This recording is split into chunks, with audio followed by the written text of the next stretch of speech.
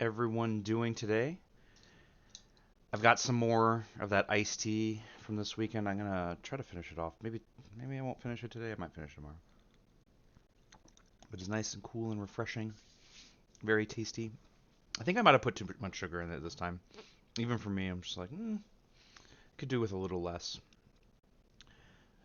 So how's everyone doing today? What's new with you? I guess people are still filing in. No one's in here just yet. But that's all right. Today, we're going to take a little bit of a break from the more serious stuff and do what I hinted at last week, which is to get back into Android Netrunner, a game I find to be absolutely fantastic. I think it's the best game I've ever played, at least as far as card games go. There are some difficulties to it, and we'll get over those, especially seeing as though it's obscure enough where I'm certain nobody watching will know what the game is unless you came here specifically looking for it. But it's a really, really cool game, and so I'm gonna try to get back into it. I haven't played in quite a bit. I think like close to a year, maybe more. Just wasn't able to like I just kind of lost interest for a little bit, but I'm interested in coming back to it. One of the things that's really interesting about it, I guess I'll start from the beginning before I get to the thing I find very interesting. The game was so Netrunner. People have heard of it in different ways when they have. Originally was created by Richard Garfield, the same creator as Magic the Gathering and Keyforge and a bunch of other games. Makes a lot of games in the 90s. That game, as I understand it, was kind of wacky. I'm not sure how good it was to play, but it's not the same game as exists now, which is why this version was called Android Netrunner and not just Netrunner. Well, that game, the original version of Netrunner, died out, and then some point thereafter, Wizards of the Coast, who held the rights to it, allowed Fantasy Flight Games to they licensed it out to Fantasy Flight Games to make their own game with it. So they made Android Netrunner. Android Netrunner is an asymmetrical living card game. Now, what does that mean? What that means is that the two sides of the game have different goals, different tools, different strategies, so on and so forth. So it's asymmetrical. Because of that, there's no opportunity to play more than one-on-one. It's a bit of a drawback, especially for people who've played Magic and found that multiplayer is a lot of fun, especially Commander players, the most popular format, if I'm not mistaken. So a little bit, like you can't play multiplayer. You kind of get over it. That's not that big a deal. What is a living card game? Well, a living card game is one where instead of the company releasing a new set and you buy booster packs with random cards and so on and so forth, instead you buy it kind of like you would a board game, an expansion for a board game. You buy the pack, it has all the cards in it. There's no random chance. You always get all 3 copies of every card. Actually, that's not true. Sometimes they had cards where it's like limit 6 per deck, and you'd get 6 of those. But you always get the maximum number of a card you could play in a deck. There's no secondary market where you have to buy cards for something. That's not entirely true. But for the most part, there's not really a secondary market because you just buy it all at once. So that's what a living card game is. The reason why I say it wasn't exactly without a secondary market is because the core set, which had, the initial bulk of cards that you need, actually only had 1 or 2 copies of certain cards. And some of those cards were really good. So technically if you wanted to get 3 copies of every card, which is the number you can play in a deck normally in Netrunner, you'd need to buy 3 core sets. And some people didn't really want to do that, so sometimes people would just buy the individual cards. For the most part, people who wanted a full set bought 3 core sets, and it kind of sucks, in part because you do have too many copies of some other cards, but not enough copies of the ones you have, and it's still not enough to furnish multiple decks. That's details, right? That's not really super important. And so, Android Netrunner was a game for a few years. I don't know exactly how long. I thought it was a ton of fun. I thought I had a really great time with it. However, at a certain point, Fantasy Flight Games either didn't renew the license, couldn't renew the license, Wizards wouldn't renew the license, whatever. They lost the license to Netrunner, so they stopped making it. However, the fan community is pretty awesome. Already, the fan community had built a platform where players could play online that was completely done by the fans. The Fantasy Flight Games, Wizards of the Coast had no involvement, as I understand it. Completely built by fans, and you can play it in browser, no problem, and we will likely be doing that later. And so the fans having already having this kind of pretty awesome base and really great community said, you know what? Why don't we just keep it going? And so they made this organization called Project Nisei based on one of the cards in the game, but that's also based on like a real group. And I'm not going to get into the history. The word Nisei like has history. But in any case, they made this organization, and now the fans keep the game alive. They use non-copyrighted versions of like similar symbols, not exactly the same ones, and they don't reprint cards. If they'll make a functional reprint as opposed to reprinting. They stay clear of copyright issues, but they keep the game alive, and they've been keeping the game alive for quite a while. In fact, it's getting to so there's enough cards in Netrunner where they've introduced a rotation. I don't remember if that happened at the tail end of Fantasy Flight at the lead, or if that was only after Project Nisei took over. But there's a rotation, so there's like a standard. You can only play certain cards. We're getting really close to the cards printed by Fantasy Flight Games not being in the rotation at all. Not quite there yet, but we're really close.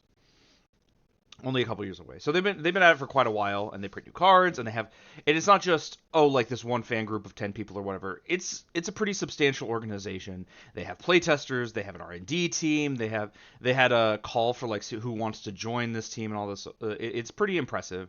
They hold big tournaments. In fact, when the BLM protests were happening a couple of years ago, I guess 3 years ago now, they were holding tournaments where entries were going to bail funds because they had a statement about it if you want to look it up, but there was something to the effect of having no comment having no stand is taking a stand, and the stand we want to take is in alignment with people fighting for justice.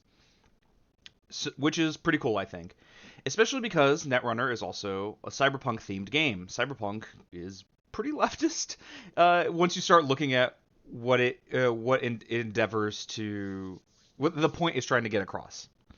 A great example, and this will lead us a little bit into how the game works, is I forgot to make sure this was here. A great example is one of the factions of the game is called Wayland Consortium.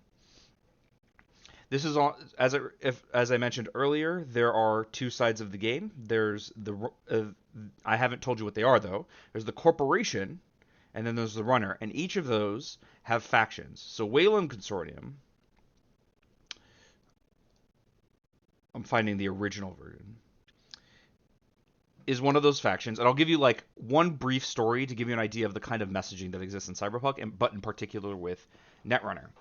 The Wayland Consortium is a company that does a bunch of stuff. In this cyber future, there are four megacorps that own like everything. But what Wayland tends to do is like securities contracts and construction contracts and offshore and like oil and things like that. And so there's one story in the universe that I love so much I always tell it, is Wayland was planning on doing some offshore fracking.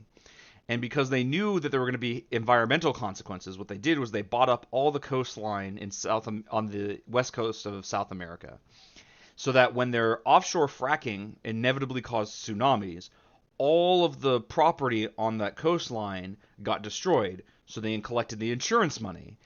But I guess this is the wrong. I should do a different ID for this.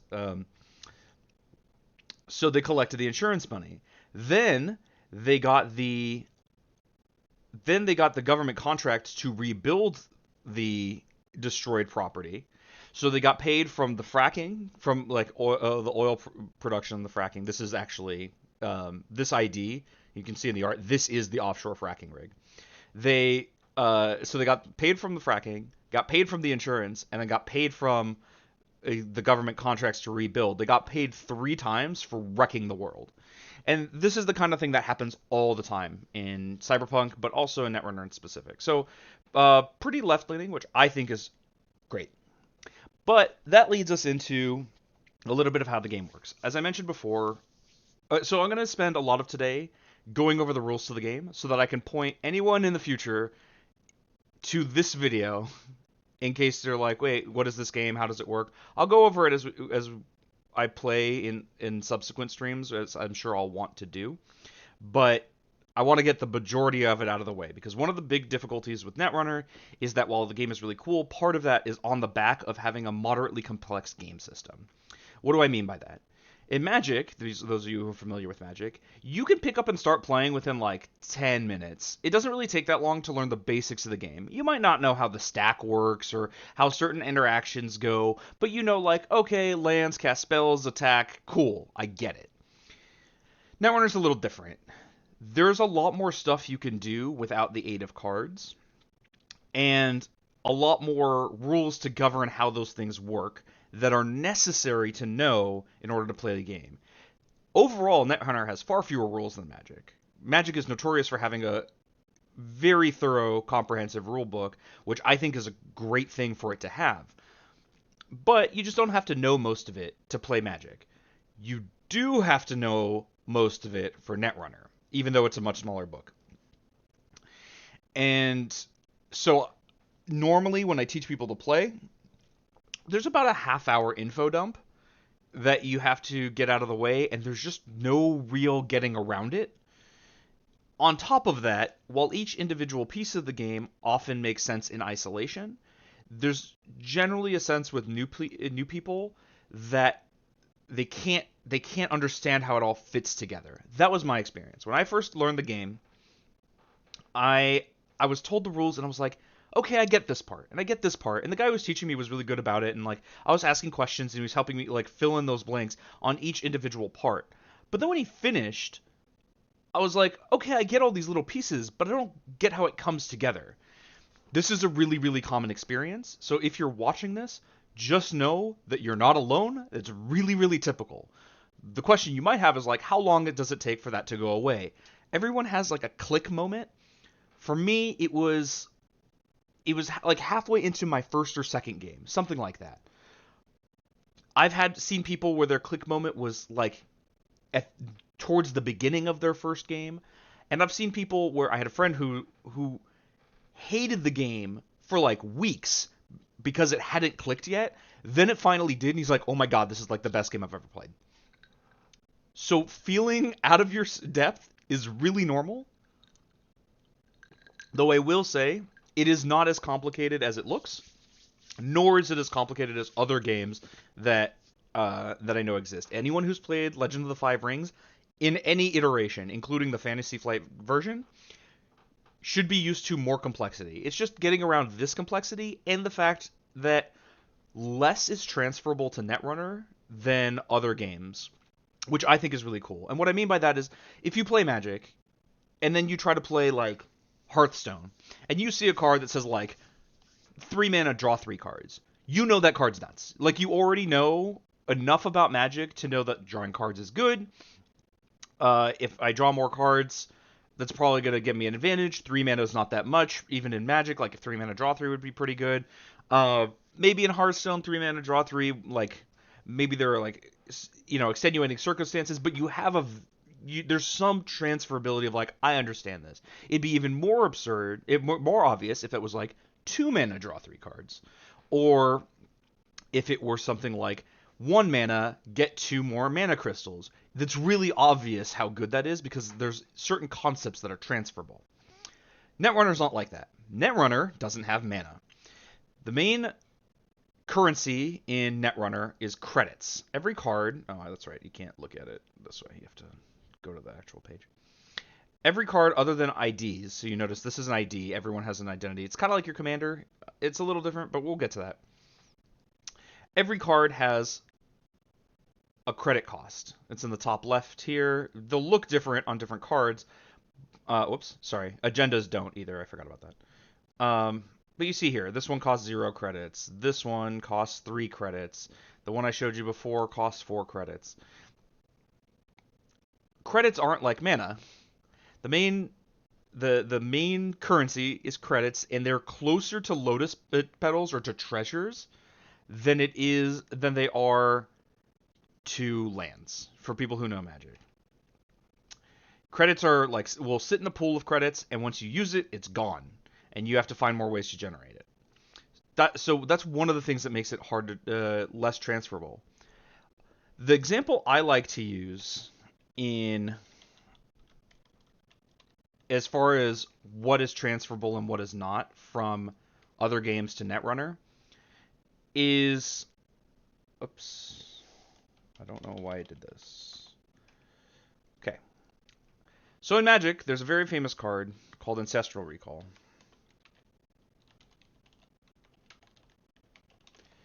It's one of the best cards in the game.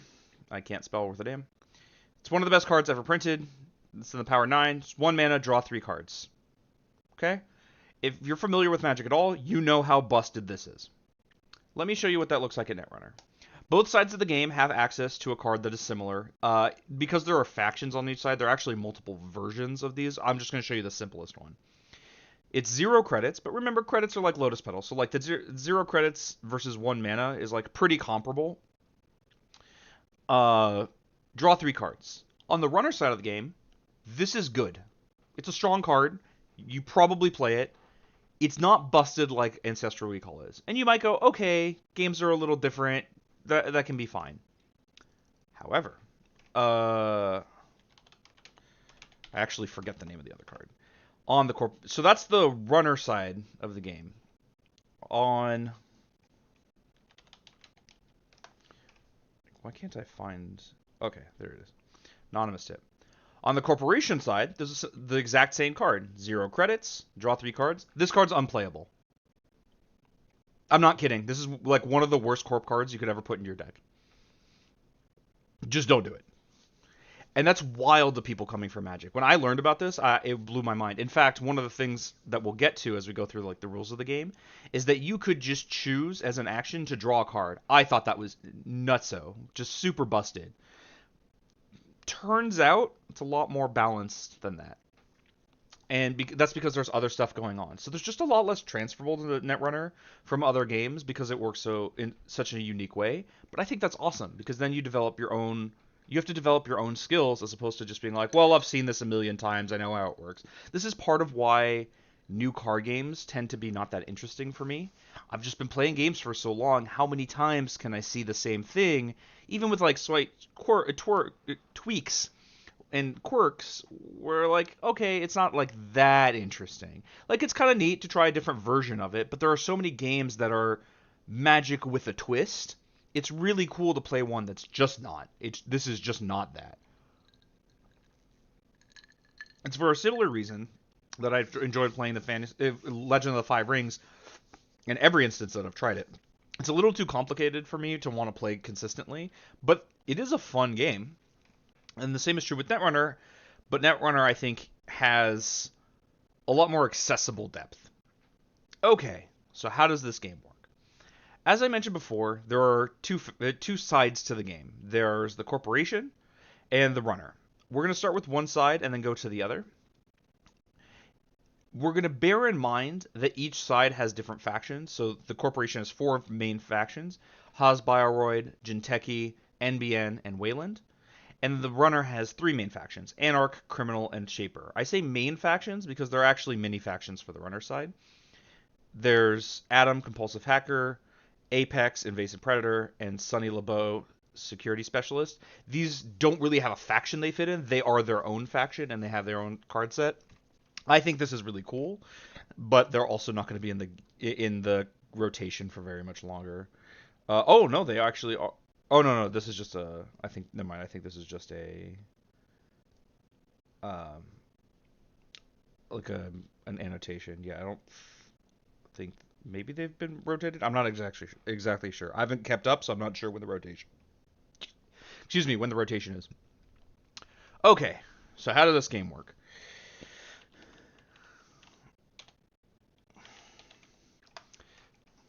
Or sorry, no, I don't want the click tracker.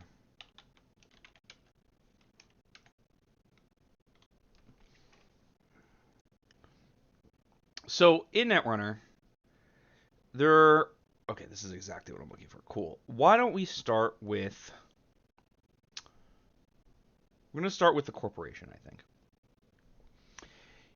In Netrunner, you don't randomize who goes first. The corporation always goes first, and there are reasons for that. The game would be pretty unplayable if the runner could go first. You notice this weird symbol at the bottom of the card, and on the left side, you see it a lot. That is a click. Basically, Netrunner, in addition to having credits as a resource system, has clicks as a resource system, the number of actions you can take in a turn. As the corporation, you get 3 clicks in a turn. The runner gets 4. However, the corporation, at the start of their turn, draws a card, just like you do in like Magic or Hearthstone or Yu-Gi-Oh! But the runner does not. You'll notice that one of these actions that both sides can take is spend a click to draw 1 card. It's kind of like both sides have 4 clicks, but the corporation has to spend the first one drawing a card. Kind of like that. It's not exactly, but it's very, very close. So you can think of it in those terms. We're going to see a lot of different symbols here. Don't worry, I'll let you know when we get to them. We'll go through all of them.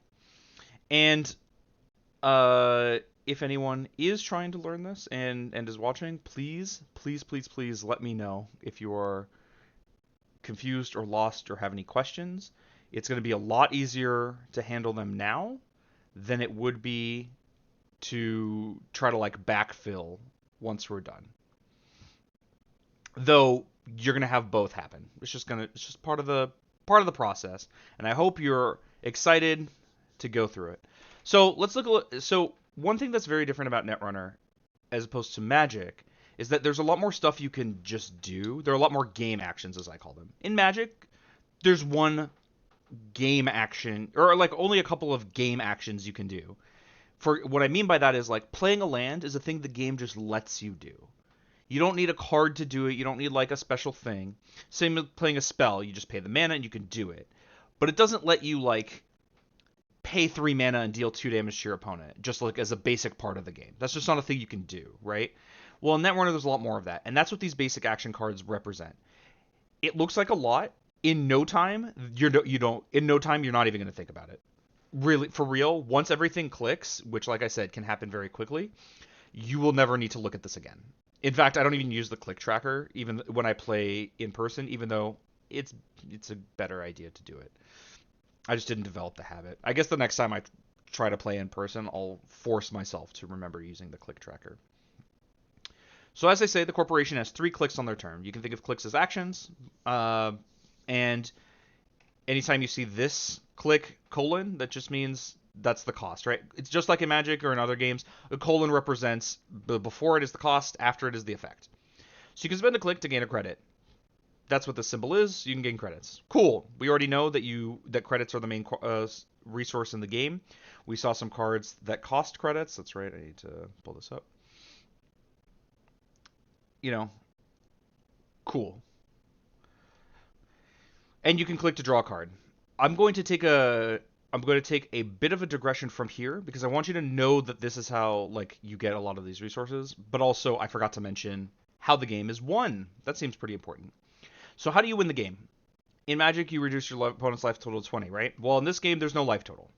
Instead, you're trying to score agenda points. The corporation is required to play a particular amount of agenda points. You see here, 20 agenda points between 20 and 21. With this deck size, you are required to play at 20 to 21 agenda points in your deck. How you do that is through agenda cards that have varying levels of agenda points. Agendas look like this. You notice they don't have a number in the top left because they don't have a credit cost. Instead, they have a number in the top right. That's their advancement requirement. Don't worry about that. We will come back to it. And a number in the center on the left that is their number of agenda points. So this one is worth 2 agenda points, whereas something like this is worth 1, and something like this is worth 3. But you notice that the advancement requirement is higher for 3 points than it is for 2 or 1. The one cost one only has two. The 1 point agenda only has two. The 2 point agenda requires three. The 3 point agenda requires five. That's pretty typical. There are some exceptions. So like this one is two, but has a 6 requirement. Well, there's a reason for that. In order to win the game, the corporation has to score 7 agenda points or more. This is why you get a little bit of a mix of how many points the agendas are worth, because getting to 7 is obviously not divisible by anything. It's a prime number. And so you can't just be like, well, I'll just score 3 of this thing or whatever. There's a little bit of variance, because if you want to hit 7, maybe you do 3 2s and a 1, or 2 3s and a 1, or a 3 and 2 2s. You know, there are different strategies of getting there, but you need 7 points. The runner can also win the game by breaking into the corporation servers and stealing 7 agenda points worth of cards. So all the victory points exist in the corporation's deck. And this is how we're going to be trying to win the game. There are alternate win conditions, and we will get to those. But that is the main way of winning the game. Just like in Magic, the main way of winning the game is by reducing your opponent's life points to 0. The main way of winning the game in Netrunner is acquiring 7 agenda points. Cool? Cool. So now we can get back to, like, how do we do that?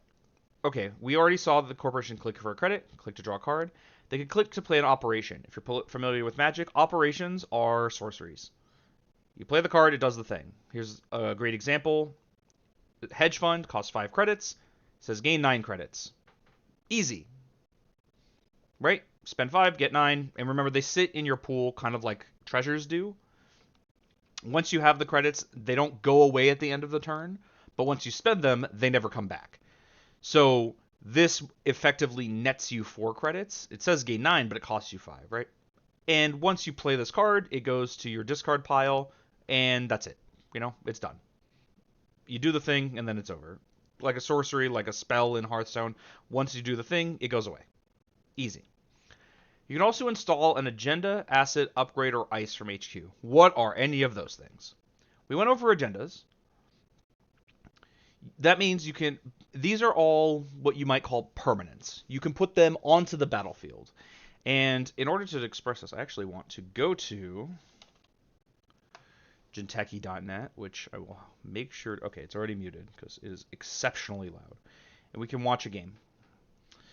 Okay, not this one. I want to find a game where they're already underway for a bit. Cool. So this is what a game will look like as it's like a decent amount of the way in. When you install something, you have to install it somewhere. The corporation has a bit of a requirement for how they set up their playfield. Don't worry about what's happening in their game. We're not like paying attention to the details. I just need the game layout. You have 3 central servers as the corporation. You have HQ, which represents it is represented by the ID card, and it represents the corporation's hand. Actually, it occurs to me that I will need to show my mouse to point at a lot of things, and sadly OBS doesn't capture the mouse on the browser capture, even though it's supposed to. Oh, but I really don't. Okay, actually, hold on. We got this. All right. I know what we're gonna do. So we're gonna take this. Okay. I'm gonna alt click like this. Is not how that works.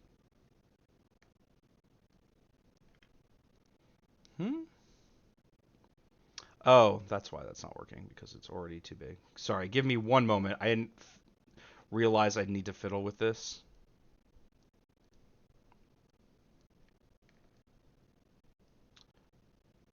Cool.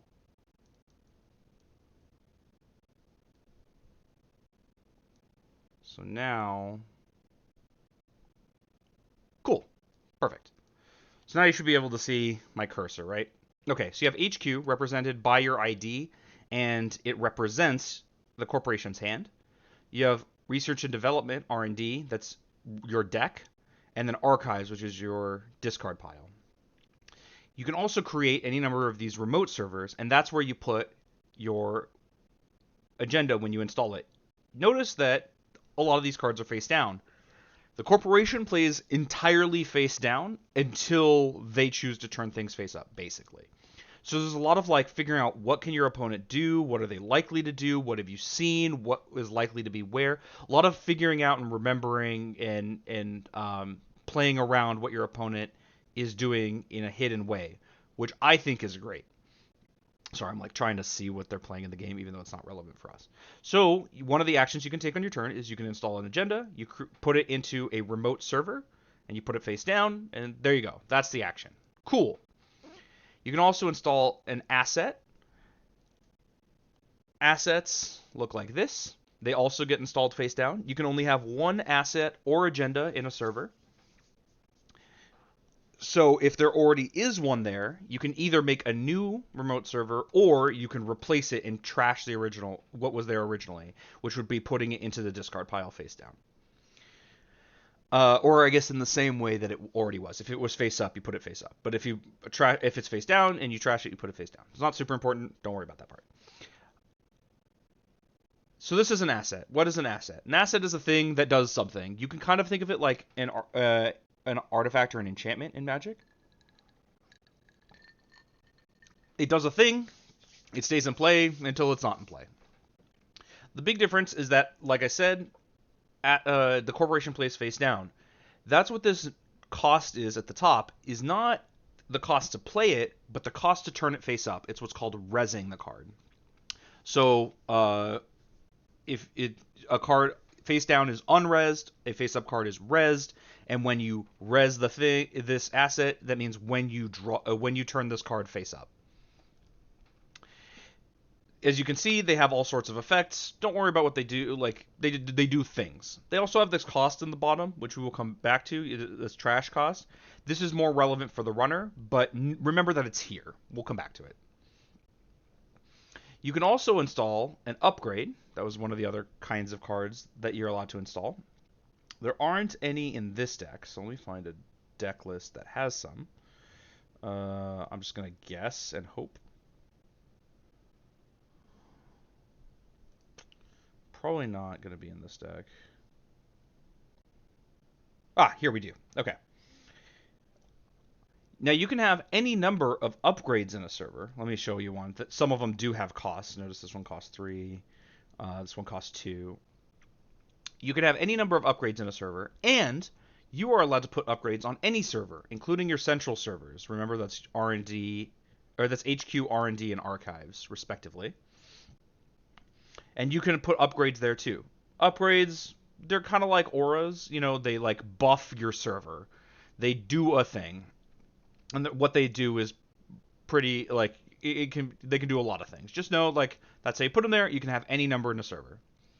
And the last thing you can install is ice. Ice we're going to come back to in a big way, but ice is the short version is ice is how you protect your server. We can see it on Jinteki here. We see some ice in front of these servers. That's where you install them. You install them protecting your server, and this helps keep the runner out. How it does that, we will get back to when we discuss the runner side. Does that all make sense so far? In case anyone's actually like trying to learn this. If this makes sense, great. If not, like, tell me something in chat so I can help alleviate that. But those are the kinds of cards you can install. You can install assets or agendas in a remote server, upgrades in any server, or ice protecting any server. You can even play ice protecting a server that doesn't exist yet. So you can make a new server where there's ice protecting it, but there's nothing in it. Very okay. You can also pay a click and a credit to advance an installed card. This is how you score agendas. Once there are when you advance a card, you put an advancement counter on it, and once there are enough advancement counters on a piece on an agenda, once there are enough advancement counters on an agenda, you can score it. Scoring it does not require a click. You just turn it face up, be like, look, I did the thing. You have to do it on your turn, but you just turn it face up, and you put it in your score area. And we can see that here. We can see these score areas. Like, okay, this corporation has already scored AR and... How did they... Oh, this must be a draft or something. Well, no, how did they... Maybe this is a draft or something. This is very confusing because... Oh, no. Oh, okay, this is... I thought this... Never mind. This all makes sense again. I thought for some... This looked like we had been looking at so many Wayland IDs that I was like, oh, this is a Wayland ID that we're looking at. How do they have an NBN agenda? This is an NBN ID. Don't we'll come back to that. That's for like deck building, but basically you're only allowed to play agendas that are neutral or in your faction. You're not allowed to play agendas from other factions. But okay, now we know how to score agendas. You install it, you advance it enough times, and then you score it. Cool. We're gonna come back to the we're gonna come back to these last two because they don't come up super frequently. It's important to know they exist, but not so important that we need to like derail and explain what they mean before we get to the runner stuff. Now onto the runner side of the game. Let me find a deck list for a runner. You'll notice, again, runner has 4 clicks as opposed to 3 from the corporation. But the runner does not draw a card at the start of their turn, where the corporation does. The runner, just like the corp, can spend a click to gain a credit, spend a click to draw a card. The runner does this second thing a lot, because they don't get the natural card draw, so sometimes they're just going to draw a lot in their turn. They can also play an event from their grip. An event is just like an operation, it's just on the other side of the game. Let me see if I can find the one I want. Yeah.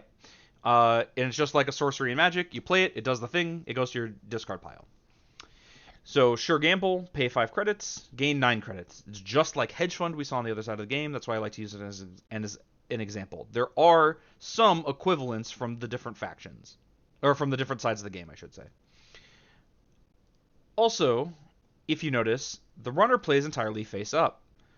They have named zones as well. So the stack is their deck, their heap is their discard pile, their grip is their hand, their rig is their stuff in play. But then none of it is face down. When they pay for it up front. So we'll come back to that when we get to installing, which we'll do in just a moment. But notice, runners all face up, corporations all face down. It's one of the imbalances that makes the game kind of unique. But the runner can get information on the corporation that the corp can't get on the runner.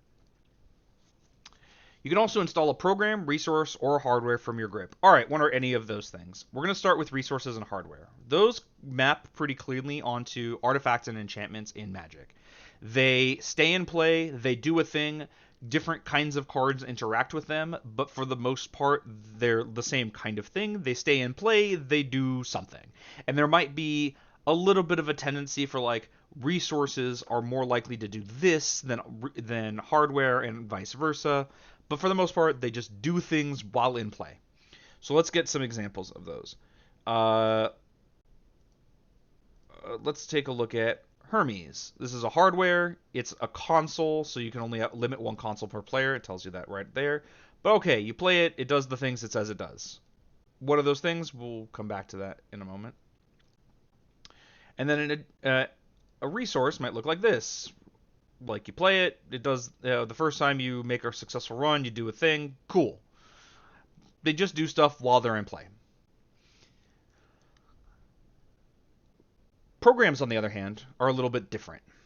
Programs also like do a thing while in play. They're more likely to have activated abilities. So like you see this one, click and you can spend a click and trash it to do something. Or this, you can spend 2 credits to do something. Or this, you can spend a credit or to do one thing, or 2 credits to do another. But they also take up memory, something I haven't mentioned yet. The runner only has so much space in their computer, in their rig, and so they have a memory limit. Underneath this number here, which don't worry about that, that's just not going to be relevant for a while, you have this number here, the number 4. That's how much memory that the runner has access to. As far as I'm aware, every runner but one has 4 memory. So that it's printed on the card is nice. It's just a reminder. But everyone has 4 memory to begin with. And all programs have a memory amount that it shows next to their cost. So you see Amakua here has 1 memory. So it takes up 1 of the 4 memory you have. And you can only have as many programs in play as you have memory to support it. One of the things that hardware is known for doing, or can do, that resources tend not to, is give you additional memory. That's what consoles are known for. So this is kind of one of the balancing acts that runners have to juggle, right? Like how much memory can I have? Usually you build your deck with the understanding of like this is how much memory I'll have, this is the kind of stuff, this is what I will have in play, and you don't play so many programs that you couldn't have what you need in play all at once, you know? In case you're wondering, yes, when if you go over memory, you're allowed to play a program that would put you over memory. You just have to trash programs until you're back within your limit. So we can see here in this game that we're spectating for demonstration purposes, we have some programs up here, we have some hardware, and we have some resources. This is not a requirement of the setup, but it is a very clean setup. So a lot of people use it just so it's clear what they have and what's going on. It's not mandatory like some of the corporation setup is mandatory. The corporation will basically always look like this, and if they don't, there's something weird going on. They like kind of have to. Wow, this corporation's getting taken to task in the last since we last. Yeah, I know you probably don't like understand what's going on if you're just watching this, but the difference between last turn and this turn and what's going on, it seems like the runner came up big, but the game might be over the other direction. You know, it's hard to say. Netrunner can be very swingy. In any case, those are the things you can install. You can also run any server. We will come back to this. This is the heart of the game. And you can spend a credit, 2 credits and a click to remove a tag. This is a thing I didn't mention before. There are tags. It's one of the things that can happen to the runners. The corporation can find out where they are and tag them. It's important to know that you can spend 2 credits and a click to remove one. Only cards will give the runner a tag, and there's not much they do inherently, but certain cards will only work if the runner is tagged. You can even see in this game the runner has 2 tags, and they're just not worried about it, I guess. The only thing is I want to come back to is that we skipped on the corporation side is you can spend 2 credits and a click to trash a resource that the runner has, but only if they're tagged. So we're covering our bases there. This is important to know. It doesn't come up very much, but mostly because runners play around it. And then the last thing that we have to come back to is you can spend 3 clicks as the corporation. Remember, that's your whole turn to purge virus counters. And what that means is you saw as we were glancing through, I don't know if you were paying attention, but like as we were glancing through programs, some programs are viruses. They'll have virus counters. You can spend 3 clicks as the corporation to remove all of the virus counters from all viruses. All right. Now for how runs work. Oh, the game ended. Okay. Well, that's fine. Okay. Making a run.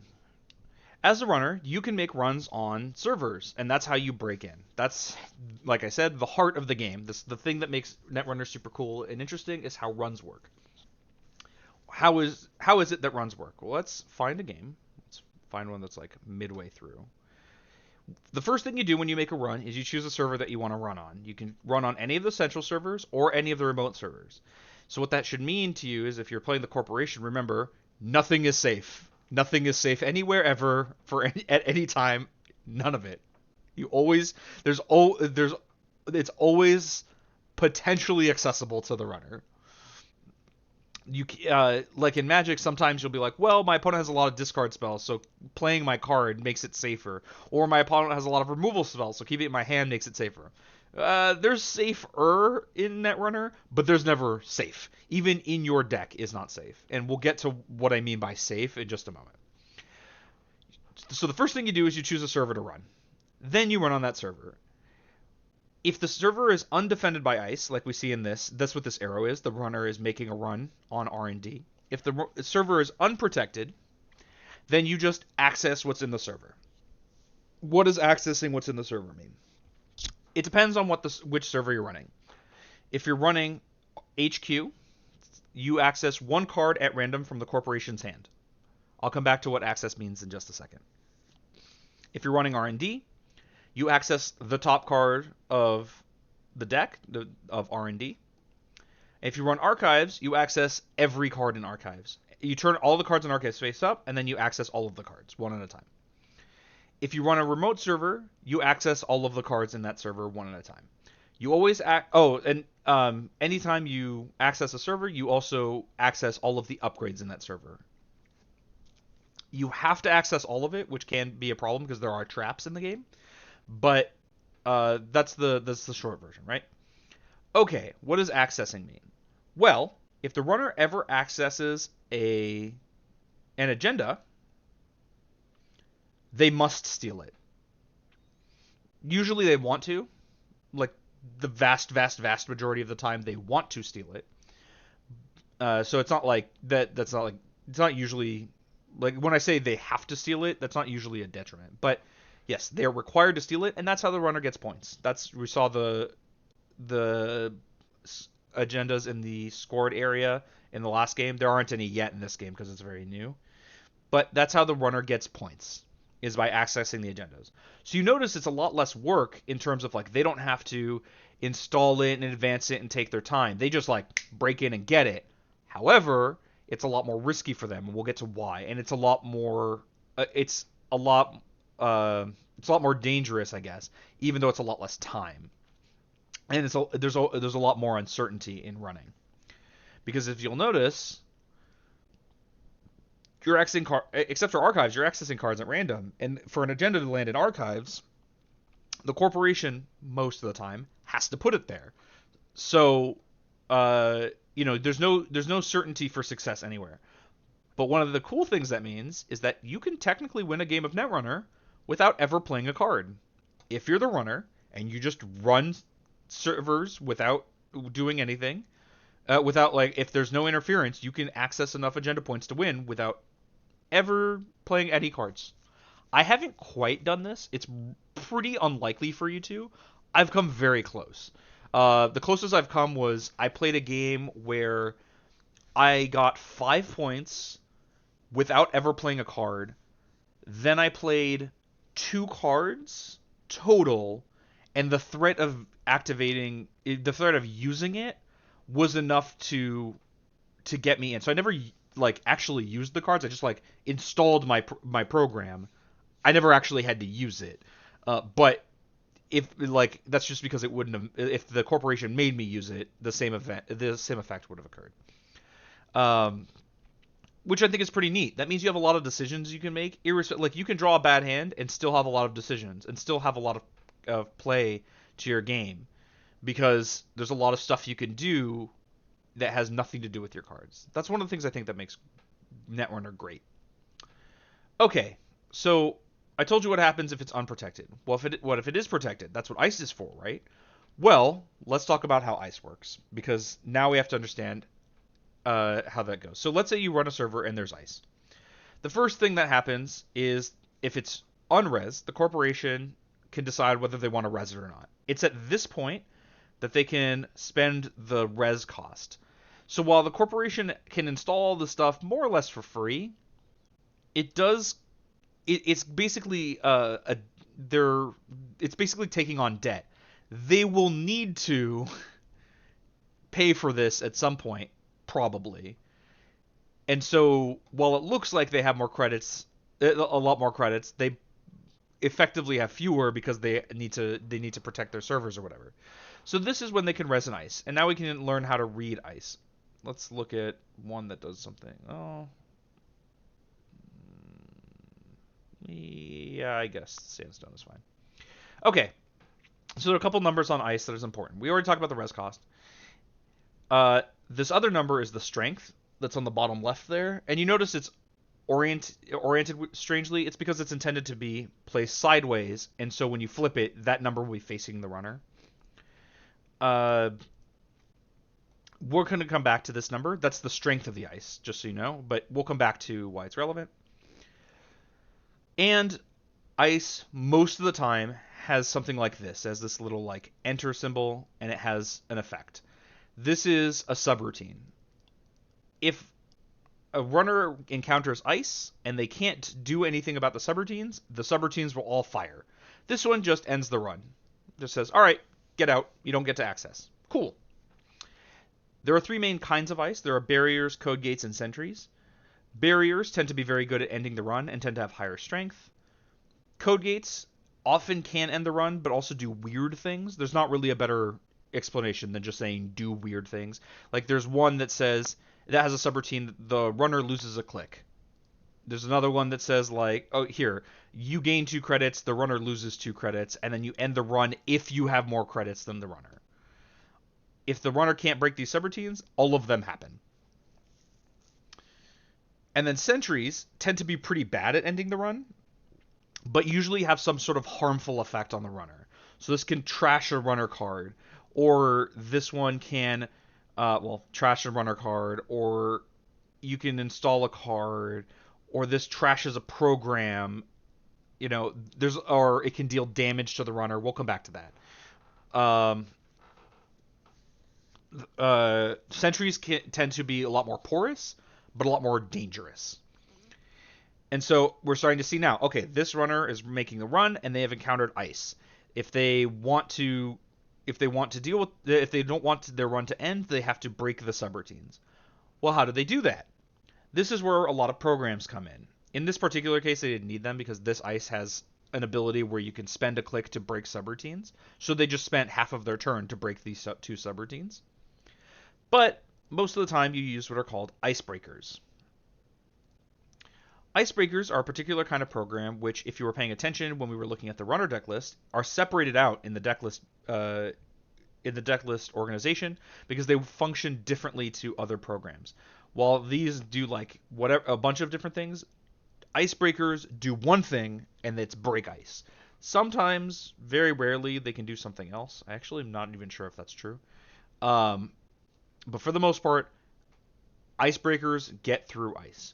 Just like there are 3 kinds of ice, the 3 main kinds of ice, there are 3 main kinds of icebreakers. There are fractors that deal with barriers, and don't worry about remembering these terms. Every fractor tells you that it breaks barrier subroutines. There are decoders that deal with code gates, and there are killers that deal with sentries. And what that means is that there's a little bit of a, like, okay, even if I know there's ice, I don't necessarily have, maybe I have my killer and they have a barrier, like Eli here. Well, that's not going to help me, right? So there's some amount of, like, it's not enough to just have an icebreaker. You need to have the right icebreaker. All right, so how do icebreakers interact with ice? Let's take a look at Cleaver. It's probably the best example. Icebreakers also have a strength. That's one way you can tell that it's an icebreaker. Is you'll see this number for strength at the bottom here. And in order to interact with ice, their strength of the icebreaker needs to be equal to or greater than the strength of the ice. So let's compare it to Eli. Cleaver has 3 strength. Eli has 4 strength. Oh no, we can't interact. However, most icebreakers, not all, but a large number of them, have some way of increasing their strength. So you can go, okay, I'll pay 2 credits. Now my Cleaver will have 4 strength. This will be until the end of the encounter, by the way. And now I can interact with the ice. How do I do that? Well, it has some other abilities called an interface ability. You can spend 1 credit for Cleaver specifically. You can spend 1 credit to break up to 2 barrier subroutines. Cool. So if I want to break this Eli during a run and I have Cleaver, I can spend 2 credits to increase its strength to 4, then pay 1 credit to break both of the subroutines. Cool, I've broken the subroutines. Now what? Well, now you continue with your run. If that's the last piece of ice, then you access just like normal. If it's a remote server, you access everything in it. Oh, we just saw. Oh, no, never mind. If it's a remote server, you access everything in it. If it's a central server, you access the upgrades attached to it, plus either 1 card in hand, 1 card from the top of R&D, or all of archives. If you are unable to or unwilling to break the subroutines on ice, you are just able to let it happen. Even if you have the icebreaker, you're not required. Let's say I ran into this Eli and I'm like, you know what, I don't really want to spend 4 credits to break it with my Cleaver. You can just let the subroutines happen. That's allowed. But let's say, now I said that's if there's 1 piece of ice. You can actually have more than 1 piece of ice on a server. There's no reason why you can't. Each piece of ice costs 1 credit per ice already in the server to install, so it costs a little bit of money for the corp if they want to make a really tall server, but they can do it. And then the runner has to deal with each one sequentially. So let's say there was more ice. Let's say this palisade was in front of the Eli. Or let's say the Eli was in front of the palisade, since we just broke it. All right, we're making our run. We used our cleaver to break through Eli. Now we encounter palisade. Well, we have to go through the same thing again. Do we match the strength? If not, we need to increase our strength, then break the subroutines. Or we can just let the subroutines fire. And so on and so forth. Between each ice, you're also allowed to jack out as the runner. You're allowed to just say, you know what, I'm not going to be able to make it through. I'm just gonna cut my losses. But that's also pretty infrequent. What I haven't gone over are the alternate win conditions. There are two. There's one for each side of the game. If you recall, I mentioned to you that the corporation has to draw a card on each of their turns. Part of the reason for that is that the game needs to have a forced ending. And the forced ending, if nobody ever does anything ever, if both players just simply click for credits their entire turns, the whole game, the corporation loses, because when the corporation has to draw a card and can't, they lose the game. This is really common in a lot of games. Yu-Gi-Oh! Is similar. Magic is like that. Lots of games have this. The runner has no such restriction. First of all, they don't have to draw a card every turn, but even if they kept playing cards that let them draw cards, or kept spending clicks to draw cards while their stack was empty, they don't lose the game. They just don't get a card. They just run out of cards. But that's fine. They just keep playing. In fact, it has been, in previous metagames, it has been common for the runner to end the game with 5 or fewer cards in their stack, sometimes an empty stack.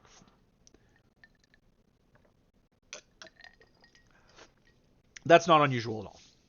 But the corporation will run out of cards and die. So that's the alternate win condition for the runner, is they can mill the corporation. There aren't a huge number of cards that help you do that, but just like preventing the corp from doing that, plus playing like if you trash like 10 or 15 cards off of the corp deck, that's actually kind of a lot. Oh, I forgot to mention. Sorry, I didn't complete what I was talking about with accessing cards. I told you that if you access an agenda, you score it. I didn't tell you what happens if you access anything else. If you access ice, nothing really happens. You just see it, cool, you know it's there. That will never be in a remote server, but if you access it in one of the central servers, that can, okay, you know it's there. If you access an operation, same thing. Probably can't do anything, but you know it's there. However, there are cards that have this little trash symbol. I pointed it out with assets and upgrades before, but there are some operations and some ice that have it as well. You see this one has a 5, this one has a 2, this one has a 1, there's even a 0, there are even zeros. What that means is if the runner accesses this card, they can spend that many credits to trash it. This is another way the runner has of interacting with the corporation. You can have your assets in these servers, but they're not safe. The runner can come in and trash these if they have the credits for it. Money is the name of the game in Netrunner. You have to have the money to be able to do these things, but if you can, the runner can disrupt basically everything the corporation's trying to do. So if you access a card with a trash cost, which means any asset, any upgrade, and some ice or operations, the runner can trash it. Otherwise, you just get information. I was talking about something else before I remembered that I goofed, and I don't remember now. But yeah, that is all of the actions that you're allowed to take. And if you notice, that lets you play, like, each of these might make sense to you individually. Hopefully they make sense together, but if they don't, once you start to see it in action, it'll make a lot more sense. So what I want to do is I want to try to get into the game a little bit again. And what I want to do is I want to take a look at a particular format called Startup. Oops, that's not what I want. Search, that's what I want. Dang, I keep clicking the wrong thing. Startup is a format that is with only the most recent sets. It's kind of like mini standard. This is really, really good for new players because it gives you a way of learning the game that where you don't have to know as many of the cards. Now, what's unfortunate for me is that most of the cards I know were the older ones, so I'll still be a little bit out of my depth here. But I want to just like grab a deck list and try playing a game or two, just to like see what's going on. So I know this ID, and I'm kind of tempted to play it. So one thing I haven't mentioned is like deck building. We'll come back to that in um, future streams. But I'll mention a few things of it here or there. It also occurs to me that I didn't finish telling the story of when I first learned to play. When I first learned to play, I was like finishing work at a game shop where they were okay with the employees like hanging out after hours. I clocked out, and my friend's like, "Hey, can I just like teach you to play?" We started at like 10, and we played for 8 hours straight. I had so much fun. It was a great time. We only really had access to the core set, and it was like the original core set before, well, it was still Fantasy Flight, but we were like building these decks and like playing the game. Like he was familiar. I had only seen this for the first time, but once everything clicked, I was like, "Oh, this is so much fun." I was really enjoying it. It was a great time. Uh, as I said, there are factions of the game. This is a Hasbiroid ID. You can tell by the fact that HB is all over it. This number here on the left is your deck minimum, and the number here on the right is the amount of influence you're allowed to play from other factions. Every card, other than agendas, because you can't play agendas from other factions. Actually, some agendas do have influence, so I guess I take that back, but only neutral ones. Every card has these little pips. Those tell you how much influence they are to play out of faction. So while this is a Hasbiroid deck, you'll see, okay, this is an NBN card, this is a Jinteki card, this is a Wayland card, and they all contribute to the influence maximum that is allowed by this ID.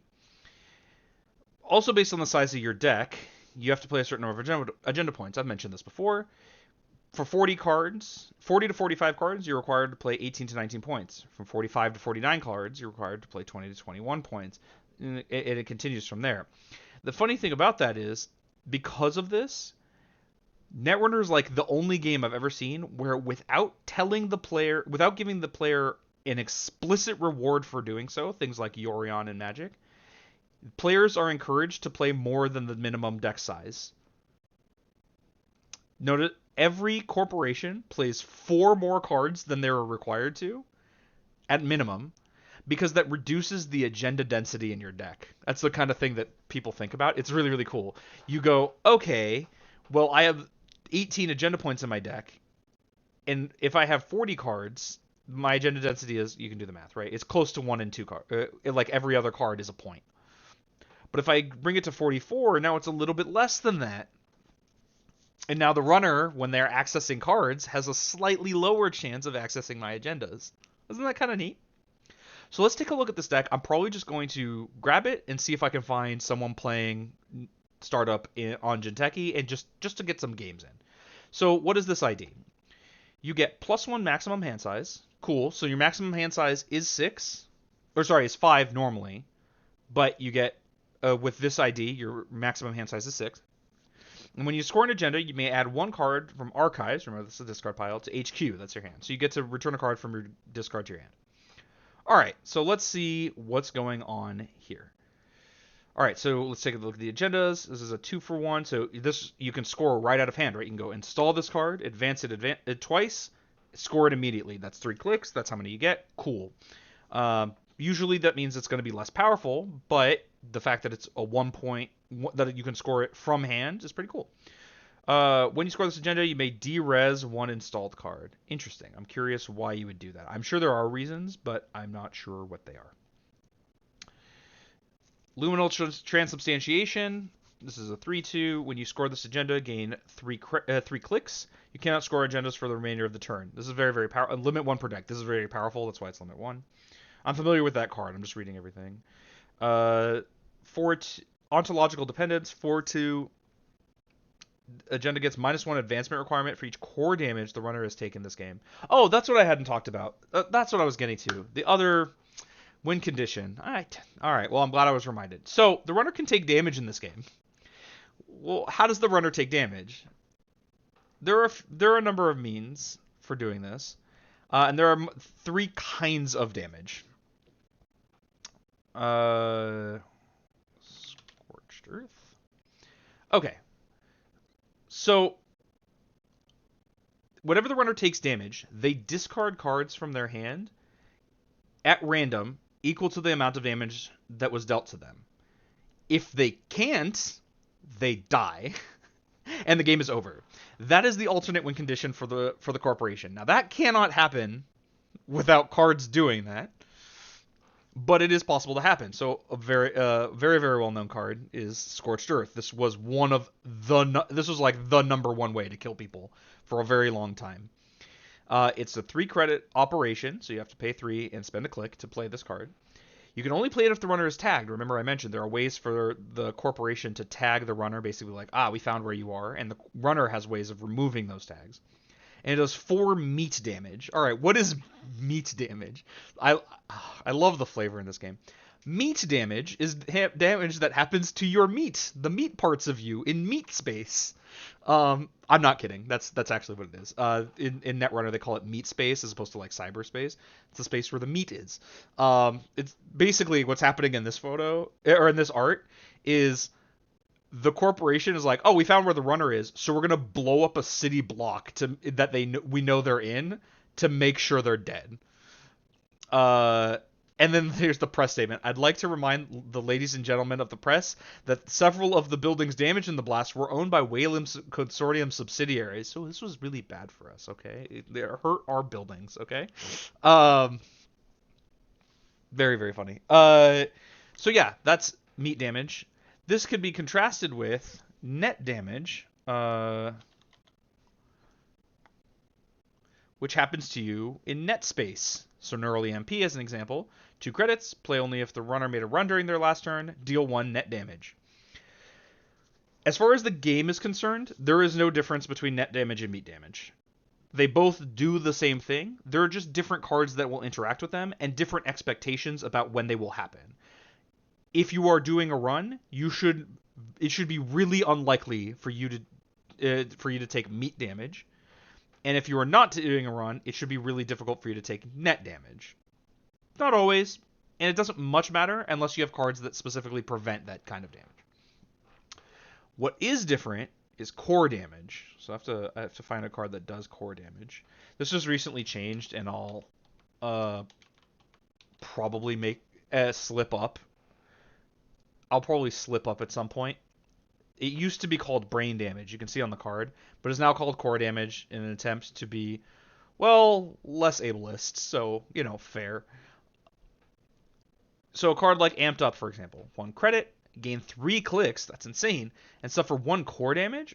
This damage cannot be prevented. What's core damage? Core damage, just like net and meat damage, discards a card at random from your hand, and if you have no cards in your hand, will kill you. But core damage has lingering effects. When you have core damage, your hand size is reduced by the amount of core damage you have. If you have negative hand size, you also die. So core damage is a pretty big deal, and that's the alternate win condition for the corporation, is just deal enough damage or rack up enough core damage on the runner. I forgot to mention this prior, but it's relevant here because ontological dependence becomes easier to score. Notice -1 advancement requirement for each core damage the runner has taken. So I'm guessing there's going to be some effort at doing core damage. Project Vesuvius, 3/2. There's more text on this card, but it almost never matters. The short version is you can over-advance it.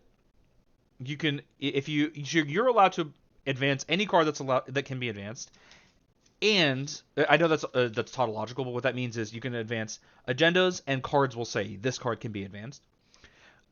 But you don't have to score the agenda as soon as it's met its advancement requirement. You can advance it past that. Normally, there's not a reason. This card, there's a reason. If you advance it with additional advancement counters, you can spend those. It gets scored with the extra counters on it, and you can spend those counters to return cards from Archive Stage Q. All right, send a message. It's a 5/3. When scored or stolen, you may res and install Face of Ice, ignoring install cost. Sure. Nightmare Archive. While the runner is accessing this asset in R&D, they must reveal it. So this is one of those traps I was telling you about. You notice its type is ambush. When the runner accesses this asset, they may add it to their score area as an agenda worth -1 agenda point, but if they don't, do 1 core damage and remove this asset from the game. Interesting. Spin Doctor, we saw when we were looking at cards. When you res this, draw 2 cards, remove this from the game, shuffle 2 cards from archives into R&D. Notice that some of these effects don't require a click. That means you can do them basically at instant speed. There aren't instants in this game. You almost everything is done at what's called like sorcery speed, except there are activated abilities that you can do whenever. So like you can res stuff whenever, and you can activate Spin Doctor whenever, more or less. You can activate your icebreakers more or less whenever. Biotic Labor, 4 credits, gain 2 clicks. Government Subsidy, 10 credits, gain 15 credits. Hindsight Review, 5 credits, gain 10 credits, but you have to trash a card in your hand. Hedge Fund we saw. Okay, a lot of money, which is, I mean, it's good. All right, Predictive Planogram. Resolve one of the following. If the runner is tagged, you may resolve both instead. Either gain 3 credits or draw 3 cards. Mavirus? Or is it Mavirus? I think I'm going to call this Mavirus. All right, Mavirus is while the runner is accessing this upgrade in R&D, they must reveal it. When the runner accesses this upgrade, you may purge virus counters. Remember that removes all virus counters from all cards. If this upgrade is rezzed, do 1 net damage. Remember, we're saying net damage is more likely during a run. When it says if this is rezzed, that means it basically has to be installed, and you have to have paid the res cost. And you can also trash it to purge virus counters. Mr. Hendrick. I'm surprised this isn't unique. So something I hadn't mentioned is if you see a little diamond next to a card name, that means it's unique. You can only have one of them rezzed at a time. And in the case of agendas, that means you can only have one in your deck. Oh, this doesn't have it either. Okay. When the runner accesses this upgrade while it's installed, you may pay 2 to deal 1 core damage. If the runner has any clicks remaining, they may lose all their clicks to prevent this damage. Okay, that's neat. Brand 1.0. This is the ice. So there are quirks to every faction of the game. One of the quirks of Has Bioroid is that they make bioroids. They make machines. They're like kind of like androids, right? The thing is with Bioroid ice is they're usually very strong for their cost, but they often have this clause where the runner can spend clicks to break the subroutines rather than use a program. Now, you then use an icebreaker. Now that's kind of expensive, right? A click is much more valuable than a credit, but this might save you more, like a bunch of credits, and you don't actually need to have an icebreaker installed. You can just break it, is the trade-off. This doesn't come up super frequently, but it is when it does, it feels very relevant. All right, you may install a piece of ice from HQ or archives directly inward from this ice, ignoring all install costs. Interesting. And the run. Okay, cool. Echo. When you res a piece of harmonic ice, place 1 counter on this ice, and it gains end the run for each hosted power counter. That would be why you would want to de-res ice, like we saw. De-res an installed card. You could de-res Spin Doctor to get another 2 cards. You can de-res a harmonic ice to get more power counters on this card. Okay. Magnet's pretty basic. Like it don't worry about it. It basically turns off viruses. That's what all this text is. And it says end the run. It turns off like viruses that touch ice. Toll booth. Runner encounters it. They may pay 3 if able. If they don't, they end the run and then end the run. It's a very, very strong call. This is one of the oldest cards. This is from the original core set, by the way. Not this art, but this card, and it's still going strong, which is pretty cool. So Vitruvius is not from the core set. Biotic Labor is, Hedge Fund is. There are a lot of cards that are still good from the original. Let's see, Wave. When you res this during a run against the server, you may search R&D for a piece of ice and reveal it. Shuffle R&D after searching it and add that credit ice to HQ. Gain a credit for each resed piece of a harmonic ice. See what I mean about code gates doing just kind of weird stuff? And then, bloop. 3/5 as an additional cost to res this ice. De-res another piece of harmonic ice. Do 1 core damage. Trash and install program. Trash and install program. This is dangerous ice. Very, very powerful, but you have to have another piece of installed harmonic ice. Okay.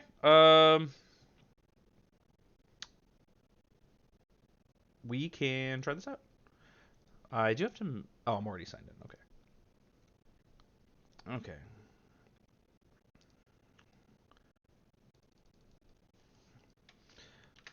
All right. We'll pop this in and we'll give it a shot.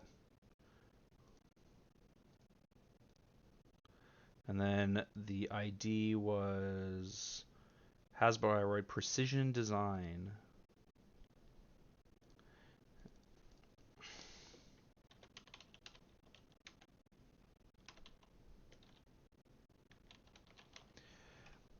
Okay.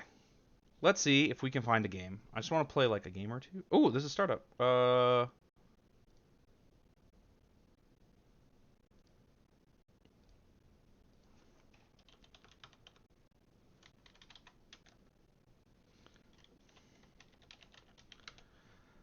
Okay. So what are we looking for? We're looking for money and ice usually.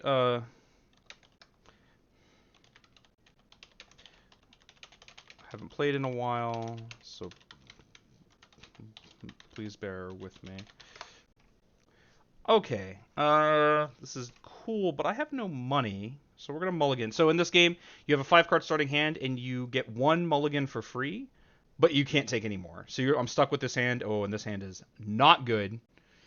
Oh my. Oh, they only started a couple of days ago. All right, cool, cool, cool. So I'm coming back. They're new entirely. Neat. Oh, I should probably ask them.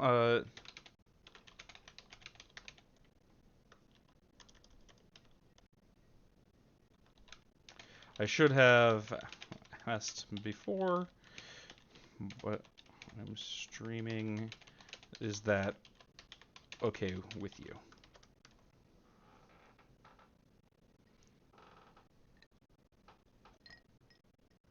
And I'm probably going to try to play a lot of startup for a while. I don't know if I'll branch out into standard. Oh, we don't need this to be this small. We can make it a little bigger.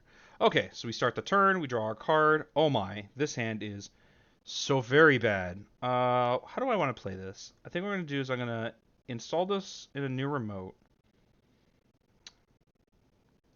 Gonna res it to draw 2 cards. I'll draw again. And I'll hedge fund. Wow, this is getting real bad. I wanted to overdraw so I could discard my agenda, and I can try to shuffle it back in with Spin Doctor. Yeah, this hand's very bad. I just don't have any protection. I don't have any like routes to good to like I don't have any routes to getting where I want to be. All right. Yep, you access. All right, so they got Luminal Transubstantiation. That's the best card in my hand. That sucks. I just keep drawing agendas. This is so bad. I think what I'll do is I'm just gonna. I think I'm just gonna score this out. So we're gonna install this, advance it, score it. That'll allow me to add hedge fund to my hand. I'll de-res Spin Doctor. I'll res Spin Doctor. And then I'll end my turn so I can discard 2 cards and I can like get them shuffled into my deck. Very light on protection right now. I have a lot of ice in my hand. This is why drawing cards as the corporation is so bad. Is like agendas just get stuck in your hand, and if you can't protect them, yeah, like okay, my opponent's just like running roughshod over me here. If I were them, I would think that they should. I think they should be pressuring my hand a lot more. Clearly, I'm flooded, but they're not doing that, and like maybe even checking archives. All right, so we'll protect HQ a little bit now. We'll protect. We'll put this in front of R&D. This is mostly a bluff because I can't res this yet. And then we'll make some money. All right, trying to get our feet underneath us. We are a little bit behind the 8 ball here. I haven't been talking too much about what they're doing, but they're just building. Wow, that was not good for them. Spark of Inspiration, set aside cards, and so they flip until they had a program, and then they can install it paying 10 less, which can be really, really strong, but they got something that costs 0, so it's like, ugh. All right, now they got Conduit. Oh, okay, that lets them access R&D a lot harder. I wonder if they'll try. They might not because they don't know what my ice is. All right, so that's pretty good. So I'm gonna start by drawing a card. Cool. Now we'll make a new remote and we'll make a bunch of money. And I think what I want to do is I want to try to see if I can bait them into accessing one of these some of these traps. Wow, third Spark of Inspiration. Now they hit Buzzsaw, so they have a Decoder and a Fractor, but no Killer. That said, I don't really have. Oh wow, that's really inefficient to break Tollbooth. That said, I don't have the access to a killer anyway. All right, so this is a good play from them. They're forcing me to use my Spin Doctor, and I will. I'm just going to shuffle these two ice in, or these two agendas in. But now they're prepping R&D. Now R&D has more agendas in it, so when they start running with this conduit, it's going to be better for them. Okay, so here's what we're going to do. We're going to put this ice in server. Put this trap in server 3. We're going to put this ice on R&D, and we're going to take a credit. I probably should have drawn a card. Planning is a lot more important in Netrunner than it is in a lot of games because drawing a card last click as the corporation is so bad. So if I was going to draw a card, which I should have done that earlier. Now they're clicking for credits to get a hedge fund. Cool, now they're discarding. So they're basically taking a turn off. All right, let's start by drawing a card. This is so much money for them to... Okay, Magnet's not very good. Let's draw one more time, and then we'll put Mr. Hendrick in server 3. So now it looks like I installed an upgrade before, and now I'm installing the actual agenda. They're just not going to run it? That's annoying.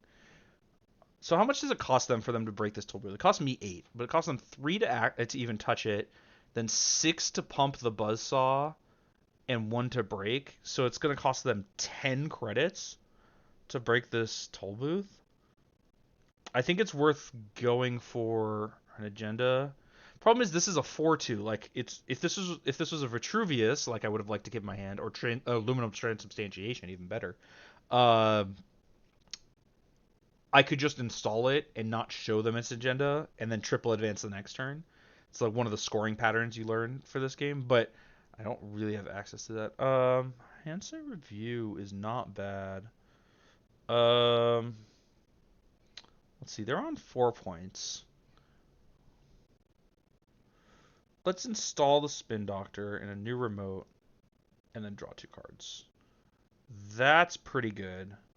Because I do want this Vitruvius. So now we can Handset Review, discarding this 5/3 agenda that I don't really want, and then install this in server 3. So now I have an agenda to score.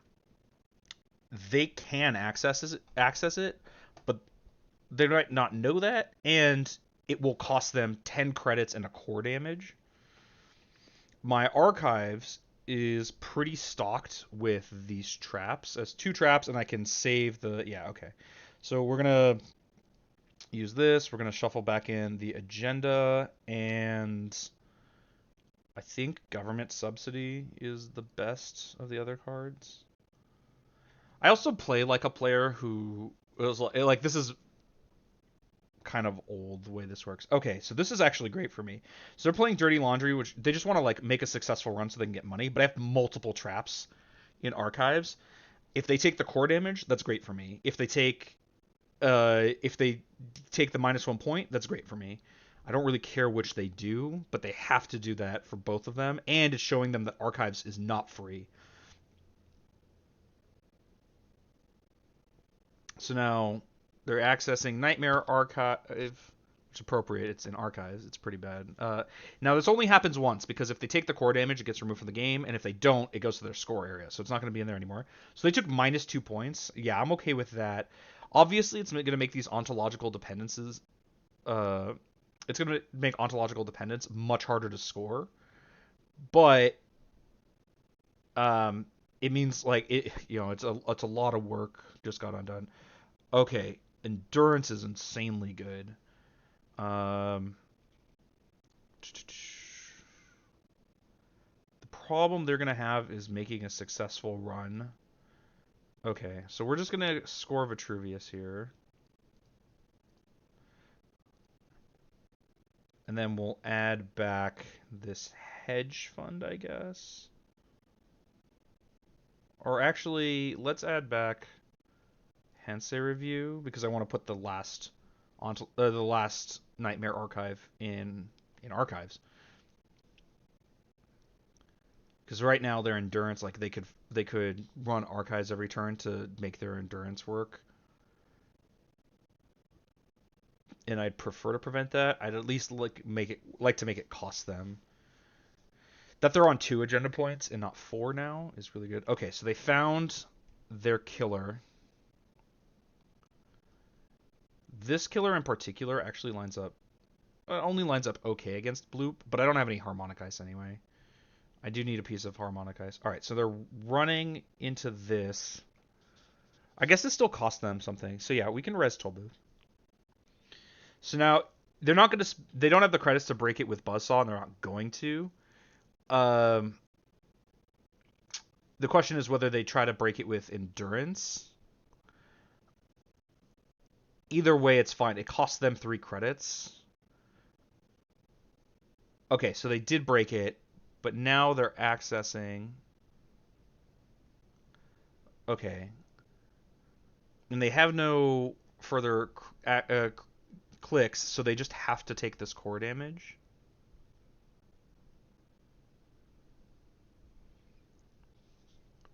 Now that cost me a lot of credits, right? It cost me 8. It cost me 10 credits, but I dealt the core damage, which makes my ontological dependence easier to score. I do have Hansai Review to get more credits. Let's start there. Discarding this.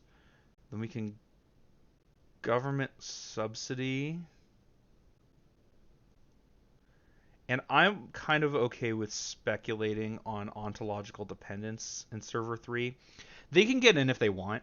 It costs them. They have to make 3 credits, and then it'll cost them 3 credits, and they use their endurance or whatever. But they don't necessarily know that it's something worthwhile. They've seen a bunch of harmful stuff. Okay, they're gonna try it.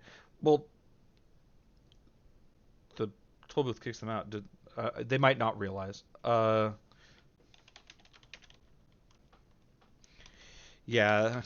No worries. Yeah, this happens a lot. So one of the things that Jinteki.net is cool with is you can undo stuff, but the community is aware like you should ask. And none of this was all on board. He knew this was how this was going down. So like you should know. Like, oh wait, hold on, I shouldn't make that run because if you can't pay for a toll booth, it's not just you don't, it's you get kicked out. So they knew that was the case. And I wonder if he'll run last click. It's a little dangerous to do that. Okay, so he's not doing that, which means I get to score my agenda. I do feel like I'm sneaking this because they could have broken in. It was just costly in terms of tempo to do it. Yeah, let's just advance this and score it. We'll add back. I actually like Mr. Hendrick here. Yeah. Especially having drawn another copy of Government Subsidy. And since they're new and they're also playing Startup, maybe we can like play a couple of games with them.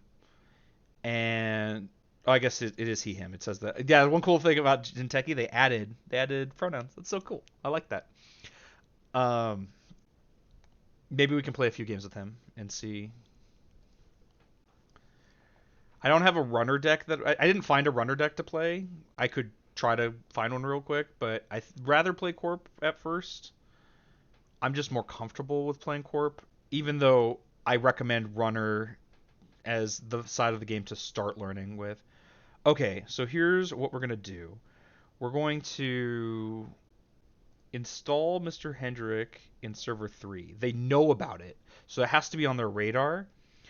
But I'm also going to put the Vitruvius in there. If they don't run it, we win the game. If they do run it, they're going to be set back by just how obnoxious Tollbooth is. In addition to either taking another core damage or losing the rest of their turn. So it's either going to be like a huge tempo hit or another um, or a huge tempo hit, or I win the game.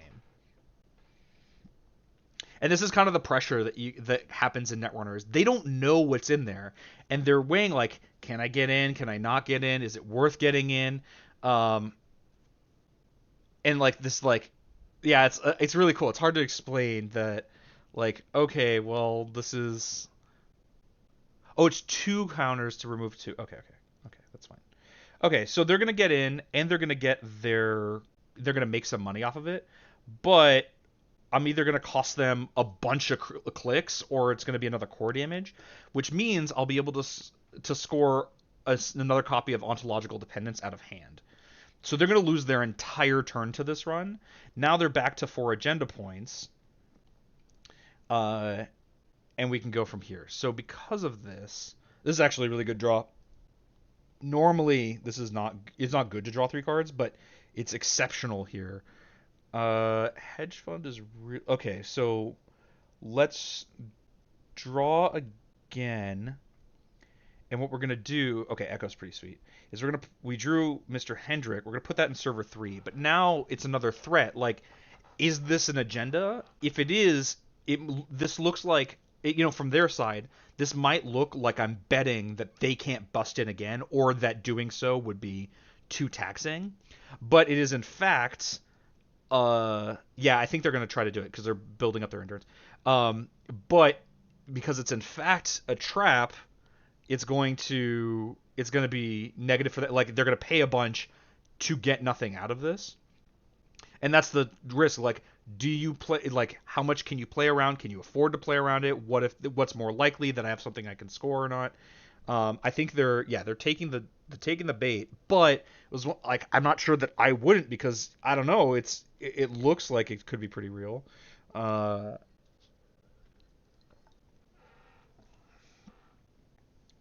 right. They decided to lose their remaining 2 clicks. So it cost them their entire turn again to check this, and they have no counters on their endurance now. So this would be a great turn to find an agenda, which is why I'm drawing 3 cards. That's the only one that's bad. You know what? I'm going to bet they can't break in. I'm going to put my cards on the table, and we're going to advance this. Now, it looks like... This card shouldn't matter. Now, it looks like this might not be an agenda, because what they've seen already, I don't need to advance in order to score. Now, that said, this is very risky, because if they score this is 3 points, they win the game. What is this? Overclock? No! Wait, no, they can't break this. They can't break this. If they can get in, they win. If they don't, I can biotic labor to win. But they can't break this.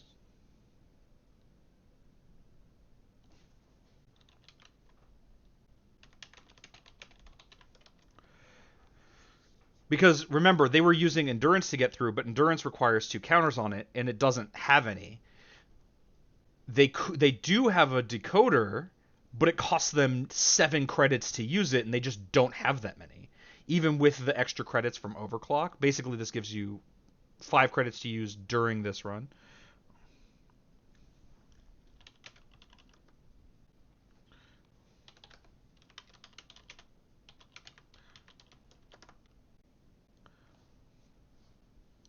Yeah, so he's seeing the writing on the wall. Now, it's possible that this is not an agenda, and like he's not dead, but it is. We happen to know it is.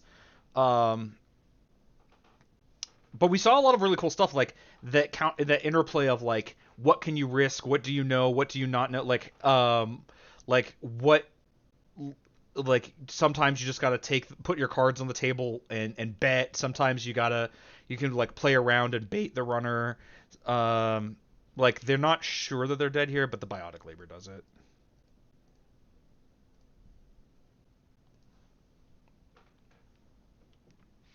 We already said our GGs, so but I asked him if he wanted to play again. We'll see if he says anything about it. Oh, he's typing. Okay, he left. Well, let's see if he starts up another game. Let's actually, while we're doing that, let's look for a runner deck. I'm just gonna look for something that's moderately popular. I just want to like see what's going on in the format, and I should have access to. Oh, they're playing Matryoshka. Okay, let's see what's going on here. All right, there's an additional cost to play this event. Suffer core damage. That's pretty big. What does it do? Oh, I guess I could talk about also what the different factions are known for while we're taking a little bit of break from a game. We'll play at least another one before we finish today. So there are there are these seven factions, main factions, but they also have kind of like a color wheel in Magic, or like um, class identity in Hearthstone. There's kind of what's expected that each of these factions is able to do and is good at, and that's why you want to import stuff from other factions. So like Wayland is really good at making money. It's really good at killing the runner, and more recently it's been very good at what's called fast advance, basically scoring agendas out of hand, like we saw that I did with the 2-for-1 agenda, but they can do that with bigger stuff sometimes. NBN is really good at tagging the runner, very good at taxing the runner. They're yeah, those are like other big things. Jinteki is really good at net damage. Oh, Wayland's good at meat damage. I forgot to mention. Jinteki is good at net damage. They have a lot of like traps and tricky stuff. A lot of move ice around um, and play like a lot of shell games and stuff. Hasbiroid has a lot of just like beefy stuff with drawbacks, like we saw with the Bioroid Ice, but also good at getting extra clicks. Uh, Good at like they're the only corporation that's like even moderately good at doing core damage. They're not good at it. Like, to be clear, core damage is so powerful that nobody gets to be good at it. But Hasbiroid is the only one who gets to try to do it. I'm pretty sure they're the only ones that have it. As far as the runners go, there's also a bit of a like identity as far as their character, not just what they can do. So anarchists are do whatever it takes to win, because what we're doing is good in its on its own, right? Like, it's so important that we defeat the corporations that will do anything to get there. And so like there's a lot of like, oh, just watch the world burn type sentiment, but it's really, I will sacrifice of myself or like do destructive things because it's so important that our ends get are accomplished. They're also, so they're very erratic, very aggressive, very very good at very good at like temporary gains for long-term drawbacks, things like that. Criminal, very good at getting money. They're good at stealing. They're encapsulated very well by the first criminal identity, which whose flavor text is, "Of course I steal from the rich. They're the ones with all the money."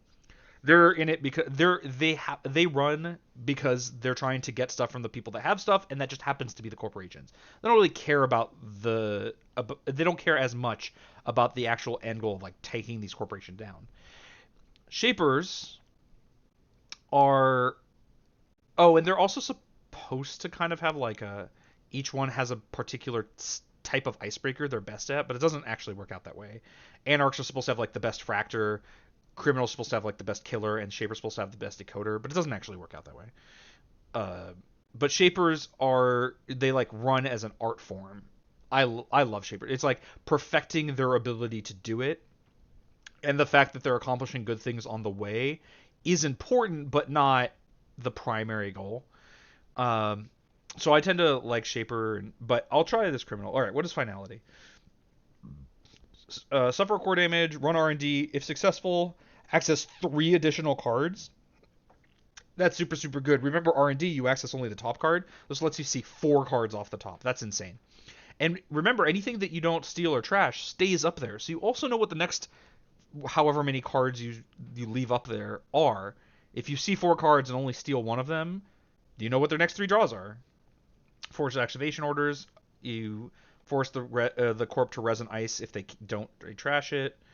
Uh, Run HQ and R&D. Draw a card when you breach the attack server. If successful, draw a card and you access an extra card. That's pretty good. It's a run. It's a run with an upside that also draws a card. That's pretty strong. Search your stack for an icebreaker and reveal it. If you make a successful run, you can install it. That's really good. Steal and Scarring. Draw 3 cards. When this event is trashed from your gripper stack, you may draw 2 cards. Sure Gamble. Okay. Panweave. When you install this hardware, you suffer a meat damage. Oh, there's also these things called cybernetics. So these are like upgrades you can do to yourself. You can get cybernetic enhancements or whatever, but the surgery always hurts you. So this one deals meat damage to you. Some of them deal core damage. Some of them deal, I think it's always meat or core damage. I don't think any of them do net damage. When you install this hardware, suffer a meat damage. The first time each turn you make a successful run on each queue, the corp loses 1. If you do, you gain 1. This is what I mean about, like, they're really good at stealing from the corporation. It's not just that they make money. It's they make money by taking it from the corp. I should read what this ID does. Whenever a run on HQ or R&D ends, you may gain a credit for each time you accessed a card during that run. Uses ability once per turn. Okay, so what that means is, like, with finality, you will gain 4 credits, which is really good. Penny Shaver, when you make successful. So this is the console. It comes with a memory. Whenever you make a successful run, place a credit on it. Spend a click, place a credit on it, then take all credits from it. That's pretty good. This is kind of reminiscent of a really old console called Desperado. That was the one. That was the number 1 card you were buying 3 core sets for. It was one of the best consoles. It's like one of the best consoles ever, possibly the best. Where it just says gain a credit whenever you make a successful run. This is similar, but you don't just get the credit. You eventually have to spend a click to take all those credits. Weak implant, suffer a meat damage when you make a successful run on HQ. Place a power counter on it. When you breach R&D, you may remove up to 3 hosted power counters to access that many additional cards. It's pretty cool. Zenit chip. When you install it, suffer a core damage. The first time each turn you make a successful run on central server, draw a card. That's really strong.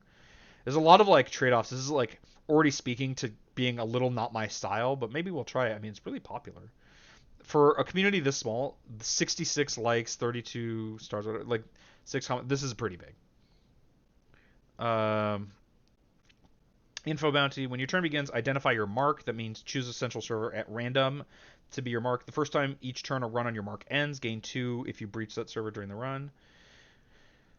When your turn begins, you may choose a server. Each time you make a successful run on the chosen server, instead of breaching it, gain 2 credits. Oh, security testing. Yeah. Okay, this is an old card. The twinning. The first time each turn you spend credits from an installed card, place a power counter on it. Whenever you breach HQ or R&D, you may remove up to 2 hosted power counters to access that many additional cards. Okay. Let's take a look at the programs. Cat's Cradle, Decoder, Strength 1, 2 credits, 1 memory. The res cost of each piece of code gate ice is increased by 1. This is what I mean. Like, it's taxing the corporation. Interface, break a code, 1 to break. Okay, 1 to pump, 1 to break. That's pretty typical. Matryoshka, when your turn begins, turn each hosted card face up. Click. Host a copy of Matryoshka from your grip face up on this program. It's not installed. Interface. X credits and turn a host a copy of Matryoshka face down. Break X subroutines. +1 strength. Oh, that is really strong. It's 2 memory, but that's so worth it. And you have to build up. You have to find all these, but that does seem really good. And it means that with mutual favor, when you're searching for an icebreaker, you don't necessarily have to have made a successful run because you don't necessarily want to install it. You might want to host it on this Matryoshka. Now, that's 2 clicks, but it does give this additional breaks per turn. Botulus, install only on a piece of ice. When you install this program and when your turn begins, place a virus counter on it. Remember, we talked about purging virus counters. Here's a virus. Hosted virus counter, break one subroutine on host ice. This is really, really good. Says, Sesvi? I don't know how to pronounce that. 2 hosted credits on it. You can spend the hosted credits on runs on central servers. Sure, we'll try it. It does seem really strong. Zaya.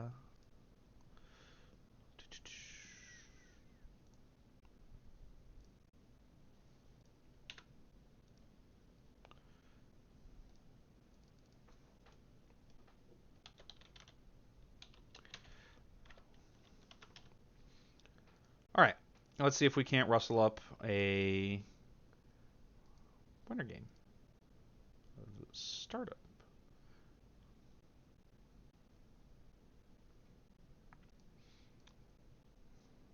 I'm actually okay with either side. So I'll let, if someone joins, we'll just let them pick. Oh, Code Marvelous. I know who this person is. They post a lot on Netrunner DB. They do have a lot of stuff. Now I've mentioned what I talked about in Netrunner last week, that there's another Netrunner streamer that I'm familiar with called the Metropole Grid. That's really cool. Maybe I should talk to him about, maybe we can try to get some games in. The problem is, he streams on Thursdays in the evenings, which is normally when I go play Magic with my friends. So it will cut up. So we'll have to see if that's doable. I don't want to wait for this too long, but hopefully we can rustle up a game. It seems that the person we just played against isn't necessarily either already joined a game, doesn't look like it, or is just kind of off it. I wonder if that last game was too brutal. I don't know. It was a lot of nonsense that happened to him. But that said, like, just kind of how Netrunner can be. There's a lot of like, do I get baited? I saw 3 copies of multiple my cards, but at the same time, it's a 40 card deck that we saw more than half of. It's a little unlikely, but it's a thing that happens. Someone's playing standard. I don't really want to dip into standard because there's just so much more going on, and the way it plays is very different. There's a lot more. It's not really combo in this game, but like combo like stuff. Okay, so they want to play Corp.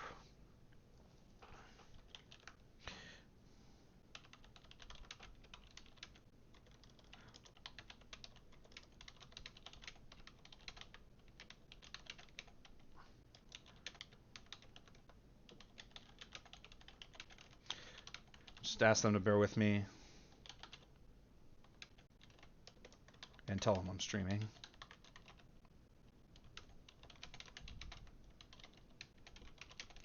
Ask them if it's alright. Alright. Just make sure they're okay with me streaming. I don't want to, like, let them say, that's fine. Alright, cool. So we can start, and we'll see how this deck goes. Alright, so they're playing NBN Reality Plus. First time each turn, the runner takes a tag, gain 2 credits, or draw 2 cards. Oh, that seems really good. This hand, the problem is, like, I have 2 Matryoshkas, but I have no money. So we're going to all looking for money. It's a really big thing to have. We drew our one. Oh, this isn't a one of. Okay. Jailbreak is not bad. Matryoshka's fine. Wake Implant.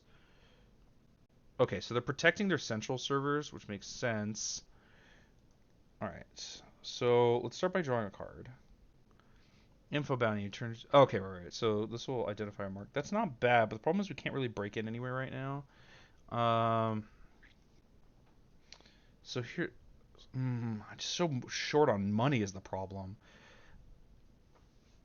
Okay, so I'm not going to be able to use Matryoshka until I found a second copy anyway, which means I'm not going to try to get in next turn, which is what I kind of wanted to do.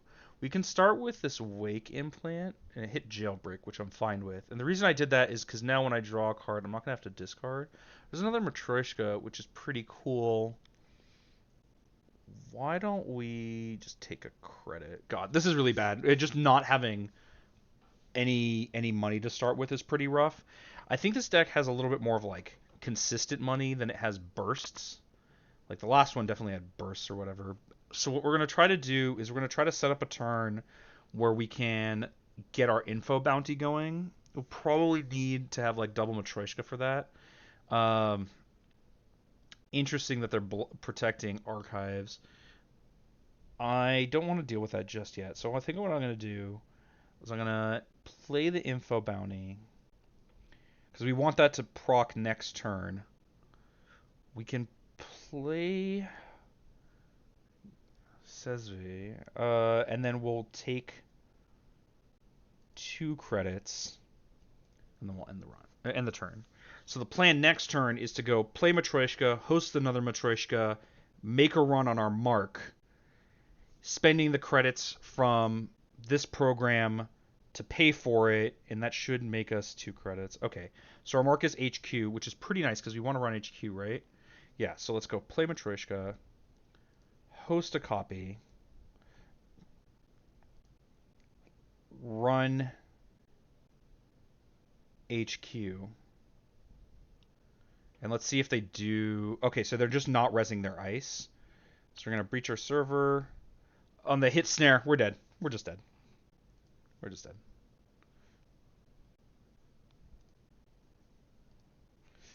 Oh, wait, did they not pay for it? Oh, they just didn't pay for it?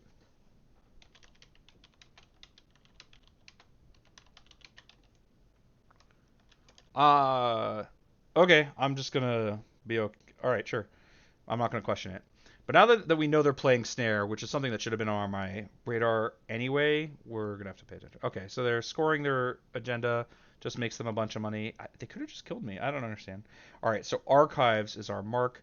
Snare can't activate from archives, so we can just run our mark.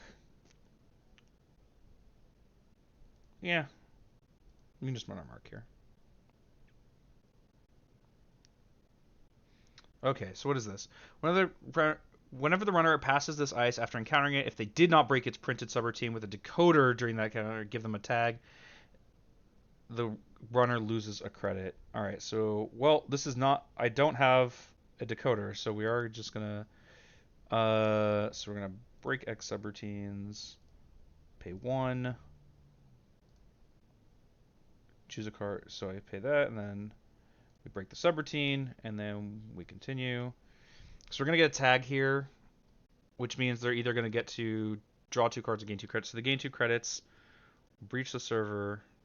That is annoying because now we don't want to run archives like ever. Okay, and they popped their spin doctor. Makes sense. We'll remove the tag, and then we're gonna just draw a couple of cards here. Security testing would be good.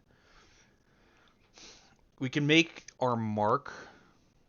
Oh, it's only if you breached, and this is instead of breaching. Ooh, that's annoying. Okay. Okay, so we'll start the turn. Our mark is HQ. We have the cards for snare. So let's... But I'd rather discard these other ones. So I'm going to host a copy of Matryoshka just to make sure I don't lose it to another snare. And then we'll run HQ. Or when the runner passes ice out... Oh, it's the same thing. Well, that's pretty annoying. All right, continue to encounter ice. Let's break, spending 1 credit, paying for this, breaking that, continue to movement, so I get a tag. They get their thing. They get 2 credits, so I breach. It's a snare, pay 0 to trash. Oh, that's really bad, because now I have 2... Now I have 2 tags. Alright, so we're going to remove a tag, end the turn. Oh, that's pretty rough. But we're through 2 snares. We really need that other icebreaker that we have. So we can get in here. Wait. What? Why do I have 2 tags? Wait, why do I have 2 tags? Oh, they just played this. Okay. Play runner if this stole or trashed a corp card during the last turn. Gave the runner 2 tags. Okay. Okay, so our mark is archives. Gross. What do we do here? We can spend our turn removing all our tags. I kind of want to. I actually just. I'm gonna play it a little more more dangerously. We're gonna run this server. I don't think they have the credits to do it. When you give the runner a tag, we might go tag me. Honestly, continuing counter ice. And by tag me, what that means is oh, I can't use this. Oh, that's right. I forgot. Okay, well, this was a bad idea. This was a mistake. I forgot that I can't use my other program to pay for this. So if they have more than one subroutine on this next thing, I can't break it.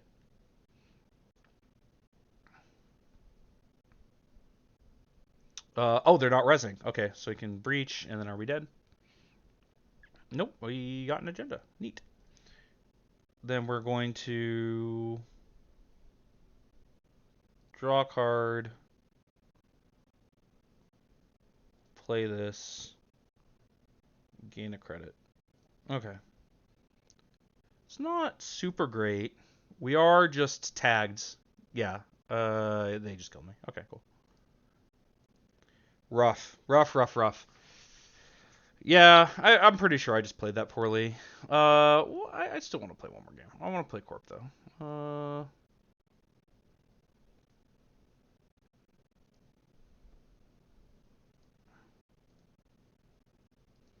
One more game, and then we'll probably end it with this. If y'all find this interesting, please let me know.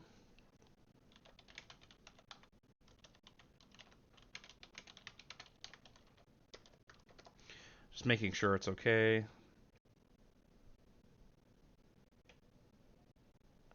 I don't remember if this is the same person we played.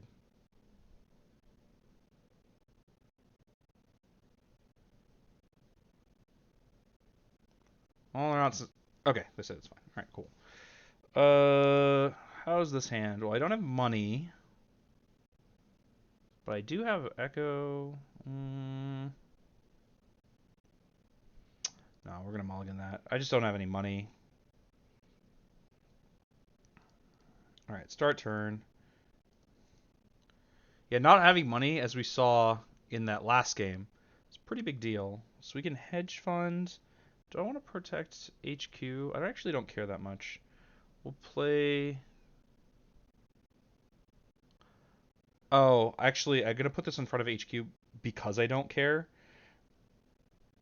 and then we'll get a credit. I should have drawn first. This ice is just not very good at protecting HQ, so it'll be rather porous. But I'd rather put it there than in front of a server I care about. Steve Cambridge seems pretty good. First time each turn, you make a successful run on HQ. Choose 2 cards in your heap. If you do, the corp removes one of those cards from the game, and you add the other card to your grip. All right, so they're just going to access R&D. Wow, that's really bad. They hit a 3-pointer off of it. Choose a target for send a message. Oh, I get to res my ice for free.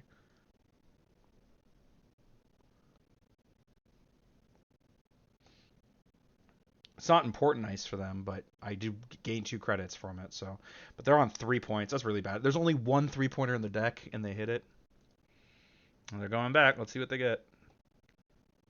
Theoretically, they could win the game this turn. All right. Nope. They trashed Mr. Hendrick. Okay. Okay. Start turn. So I didn't draw ice, and they know that, but we're going to draw 3 cards. Put this in front of R&D, and then we can Hansei review, discarding my trap. I know it's an ambush, but, it's the same, Okay, so they're security testing archives, which makes sense. I don't think I'm going to protect it at all. Man, it's really unfortunate. They're just like, here's this, your only 3-pointer, where I'm not, like, I could have read something that cost 6, but no, it's because it's this turn. It's really unfortunate. All right, yeah, you get it. You get your 2 credits. You got it.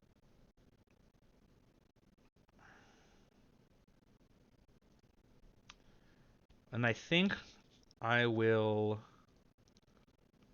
Okay, Earthrise. Okay, this just lets him draw 2 cards every turn. I think what I'm gonna do is I'm gonna score this bifurcation out of hand. This will let me return 2 cards, which will get Mr. Hendrick back, which is pretty good. All right, let's just advance, score. Let's get back Mr. Hendrick, and then choose a card to derez. Oh, that's not what this card does. This is not a regrowth. It's derez. Never mind. Okay, well, I'll just get back to Hendrick. I was thinking it does the same thing as my ID, which it just doesn't. All right, so they draw 2 from Earthrise. They can spend a click to gain 2 credits by running Archives. Again, I'm not going to protect it. It's fine. I forgot this was if I'd known, maybe I would have installed the Spin Doctor, like gotten the Spin Doctor 2 cards instead. That's fine. I'm making mistakes this game. All right, Sachi. I don't know. Install only a piece of ice when it's rezzed or derezed. Gain 3 credits. Sure. Carpe Diem. Identify your mark. Spend 4 credits. You can run your mark. They can't break all of this. We'll res it. Sure.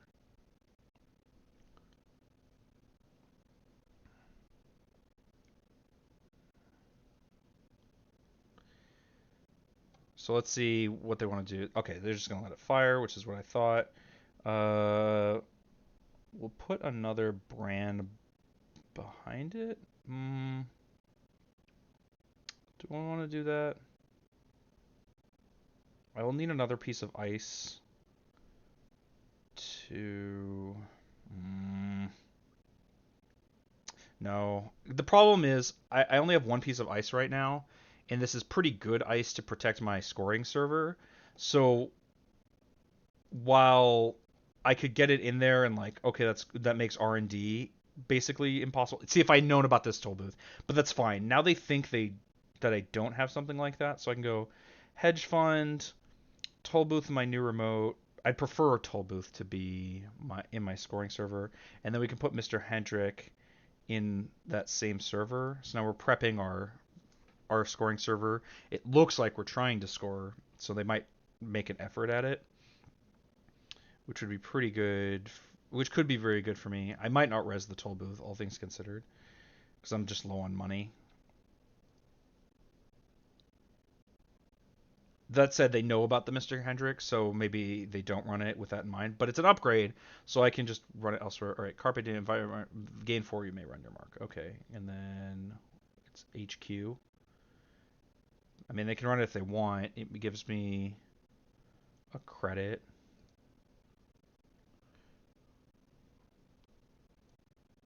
And then we can go through, no further actions. I don't really care about what they... I mean, I guess it's... okay, so they saw the second copy of Mr. Hendrick, which is kind of nice, because now they're like, okay, maybe this other thing. Yeah, that's what I thought. Do I charge them to kick them out? No, I think I let them through. Now they also won't know what's in here. And yeah, I just had a second Mr. Hendrick. Oh, that's actually really nice. So they can take a core damage, or they can lose 2 clicks here. That's their call. I'm light on money. Like, 10 isn't actually all that much, which is why I'm not resing the toll booth.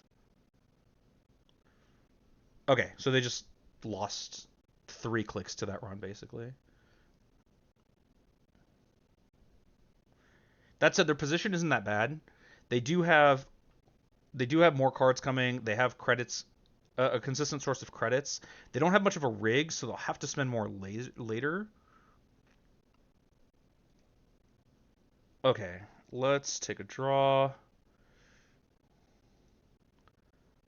Let's put Spin Doctor in a new remote and draw 2 cards.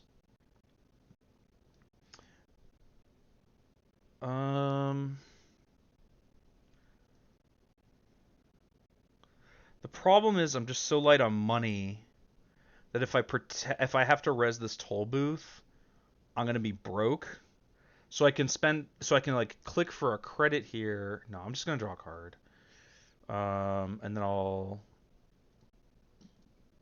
res another Spin Doctor. Actually, I don't need to res it right now. We'll just make a new remote. If they run it, I'll res it. And probably not trash it. Probably not remove it from the game because then I can use the first one to save the second one, to like shuffle the second one back in.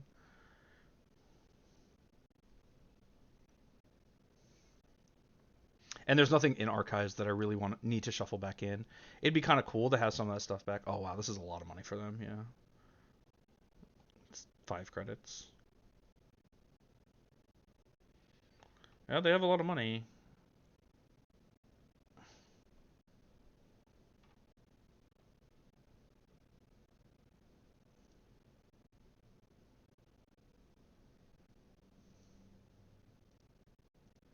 I'm surprised when they made the successful run on HQ last turn, or maybe it was the turn. Yeah, it was last turn. I'm surprised they didn't use their ability. Yeah, I'm okay with this. They can spend 2 credits on it.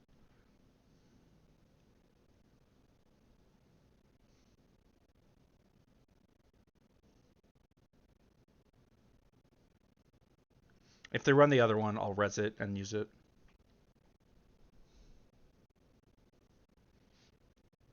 All right, what you got, friend? Okay, they are running it, so we're gonna res it and we're gonna use it.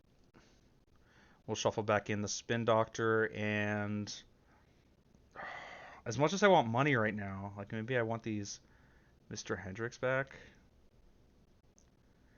Yeah, let's put Mr. Hendrick back.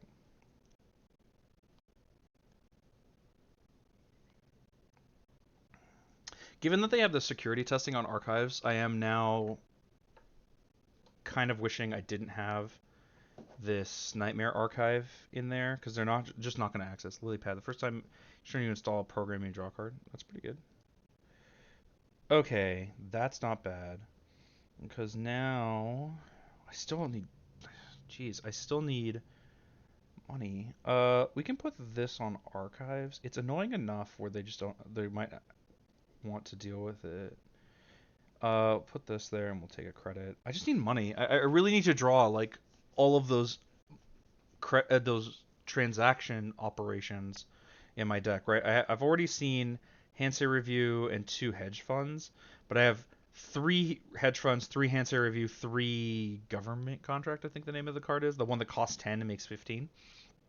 So I have a lot of money in the deck. I just need to see some of it. We're 20 cards in. I'm not actually sure how this works. All right, we're gonna res this. I don't know if it gives them 3 credits. Uh, okay, they do get 3 credits, but now these links don't do anything, and we get to move the other one onto here. So it is like they did get 3 credits, and it cost me 3 credits, but now I should be turning off their security testing because now it's not efficient to go in there.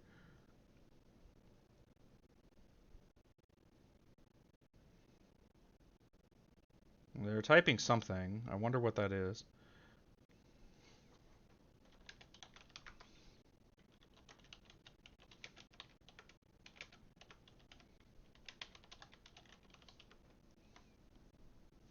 Yeah, I have no idea whether because what they're asking is basically like this says whenever host dice is res or dres you gain 3 credits, but Magnet says each hosted program loses all abilities. So does it? I was like, I don't know. The website. Oh no, never mind. The website didn't do it.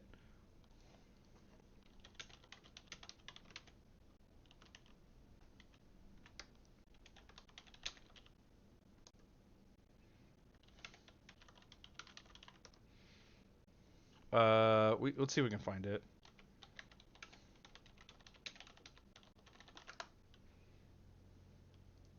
All right, maybe there's a specific ruling.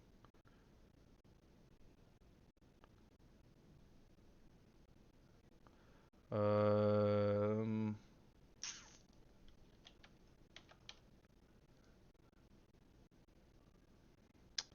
there are no rulings on Netrunner. I think there's an article called "The Rules in Action" on the TI. I'll just take your word on it. Like,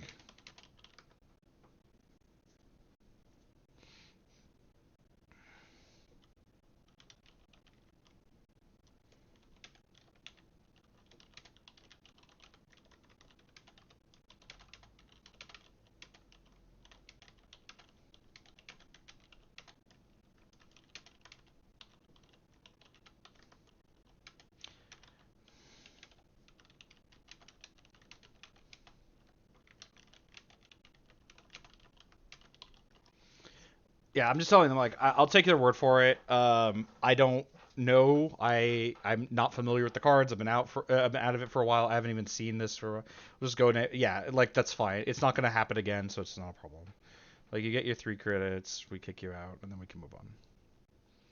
I don't want to spend a lot of time on that, especially because I have some plans later. So once this game's over, we're gonna call it quits here, and then I gotta get ready.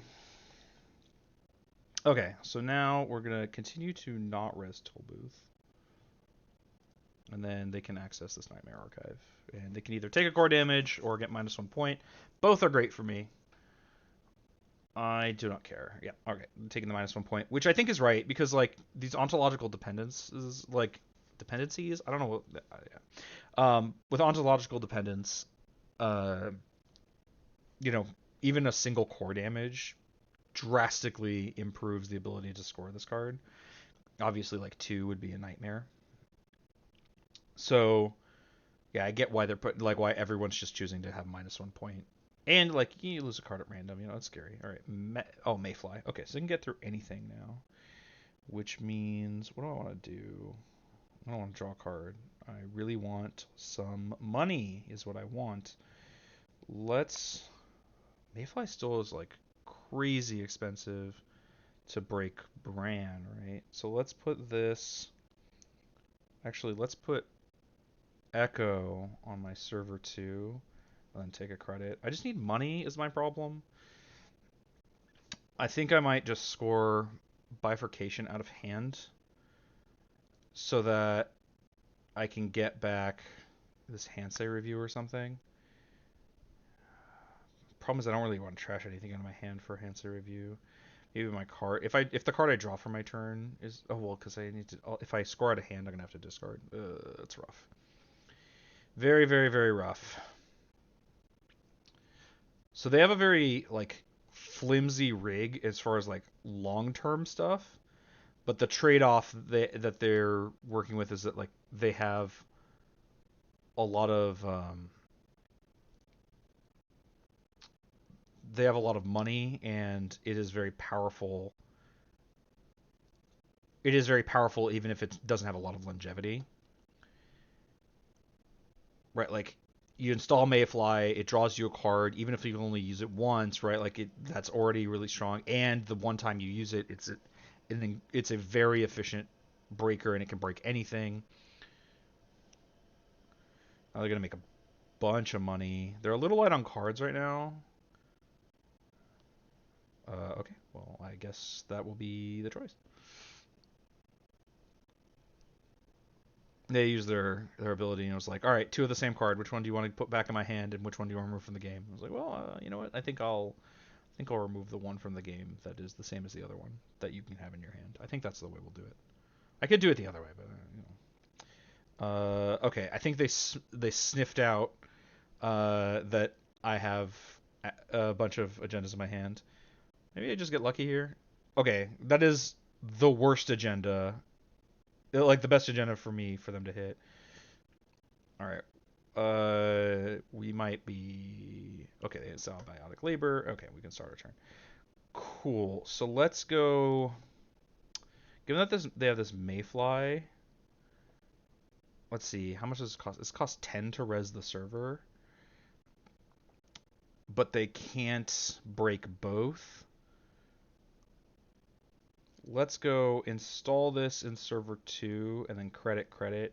If I have to res the server, I will. It'll put me to 3 credits, then I can store Vitruvius. I'll be on nothing, but all of my ice will be res, so I'll have already spent what I needed to. I still have 3 agendas in my hand, which blows, but I should be.